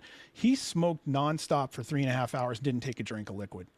How in the hell you go through that many blunts and not have dry mouth? Bro, that is a fucking superpower right there. I don't give a damn what you say. Also in here, Rose, how you doing? What's up, Chud? He said enough about Masha. Great one says, Megan Bain still has a title shot. She won the Do or Die Rumble. Who knows if that's even going to happen anymore. It said the ring better die with Cole. That's interesting. Yeah, Clown, 7 fucking blunts. What you going to do? I don't know. I just had to talk about that because it was bugging me. And I come from a place where I'd been picked on when I was a kid. And I'm tired of watching fans who, some of them are just young kids who are like, that looks stupid. Stop fucking picking on people. Like, it's not classy. And obviously it's not working for you. Respectfully. I just wanted to bitch about the J Cup winner. That's all. Yeah. I had it in me. I don't know. I was just feeling it and I had to let it out. Well, Sorry, luckily guys. we got a special doctor coming in the building next week to I need to see him. to get your mind straight. Yeah, February 25th, same bat time, same bat channel. Dr. Redacted will be live on Game Changer Weekly. If you could please get your questions together as quickly as possible. When you get in here live, share them. We'll do like we did last time. Either B or I will be making sure that chat is being monitored, and we will tag those questions so that the good doctor can get those answers for you. Rose, we're looking at you there, buddy. Yeah, man. Just kidding. We want Just kidding, the Rose. Chud questions, dude. I've been getting some great questions for Dr. Redacted. Dude, so I'm really Dr. looking forward to Redacted cannot start off the show in the chair. He has to come just barreling in out of the camera view into the chair and just sitting down. That's what he has to do. Oh man, he's such a nice guy who gives a damn. West Coast correspondent. All right. Oh my God! Thank goodness we haven't seen you in a while, dude. Our West Coast correspondent for the show will be back on here again. Thank goodness, man. We've missed you, dude. We really have missed you. So it's I nice. gotta see And what I can do. and you guys will have another Raleigh sighting potentially after the second. Hopefully we get him on here for a couple minutes. If Love not, Raleigh if, too, if man. he's not beating the piss out of whoever's causing havoc at the Nile. No, there's no problems at the Nile. There's no Warren Bossing say. That was one of the best wrestling shows I've been to at the Nile. Everyone was nice, polite, moved out of the way, but still rowdy as shit when it came down Fuck to yeah. the ring. It was fun where it needed to be, and it was muted where it Respectful, needed yeah. to be. It was, yes, respectful. Reed Harris Cooper said, I'll get those extra notes to you. Yeah, if you had a question or two about Dr. Redacted, please shoot that over to me. If you're not going to be in chat, or if you have a couple questions and you want to be anonymous, please go that way. I'd rather you enjoy yourself, and I'd rather you get those questions answered. We'll do it any way we can. And for all you Patreon chuds out there, we are recording history of ZZW with Brett and his time in ZZW and transitioning to GCW. So any Patreons on there, get your questions on the mailbag, and we will be recording with Brett this week as well. And it sounds like it's going to be a fun one. It also is going to probably be a two-parter. I have 40 questions right now from all of our Patreon listeners. So, yeah, double the pleasure, double the fun. We're probably going to have a part 1 and then probably a part 2. We'll just, release a week or so later. But a lot of great things to look forward to coming up, guys. I had a request for TOD6. I have a feeling after the road to CZW, we might, or the CZW road to GCW, we may end up doing TOD 666. I like the idea. What do you think, B? TOS 666. Oh, I'm sorry. Yeah, TOS 666. That one has It's a fucking lot wild. to, I just want to watch it again. TOS 666. I think that had the salt and vinegar chip spot. That's Had to have. yeah. That was Effie and G Reaver. I want to say. I could be wrong. I've been smoking tonight, so I couldn't. Forgive me if I mixed up what year that was, but. Okay, I'll just admit to it because I don't think there's another place I could admit to it and you guys could think more or less of me. I've been on an IWA Deep South dive. Dude. No, just kidding. It's just so... Dude, there's a rawness to it that I like. I don't know why, but there's just a rawness to it. Like, they're going in the middle of nowhere with 50 people and they're going to come out with this 3-hour show. And then a couple hours later, that area will be bare again. And you won't even know a wrestling show went on there. I don't know. Something about that I kind of like. The most ethereal wrestling show ever. Well, the Philosopher's Wrestling Show. I also wanted to go to a couple of the CZW shows when they were out on the farm, and I never made it to the farm. I always want to do it once. Oh, great one said it was Effie versus Raver. That's what I still think that's one of the most memorable spots I've ever seen was the salt and vinegar chip spot when Effie was in his cut-off jumpsuit and just an entire bag of salt and vinegar chips down his bloody bag. I thought that was one of the best spots I've ever seen. Oh my gosh, we 2.5 hours, not bad, guys. Actually, we got through 2 shows in 2 hours. That's a record around here. Hey, I'll tell you what, man, this was really a good night. I felt like we were more honest than usual. We were basically not candying everything over. I was able to fly off the handle. I'll have to talk to my psychiatrist tomorrow over that. Everything is good. Was that TOS though, Effie, where he was part of 440? Where he was the temporary. Is that? It might have been around that time.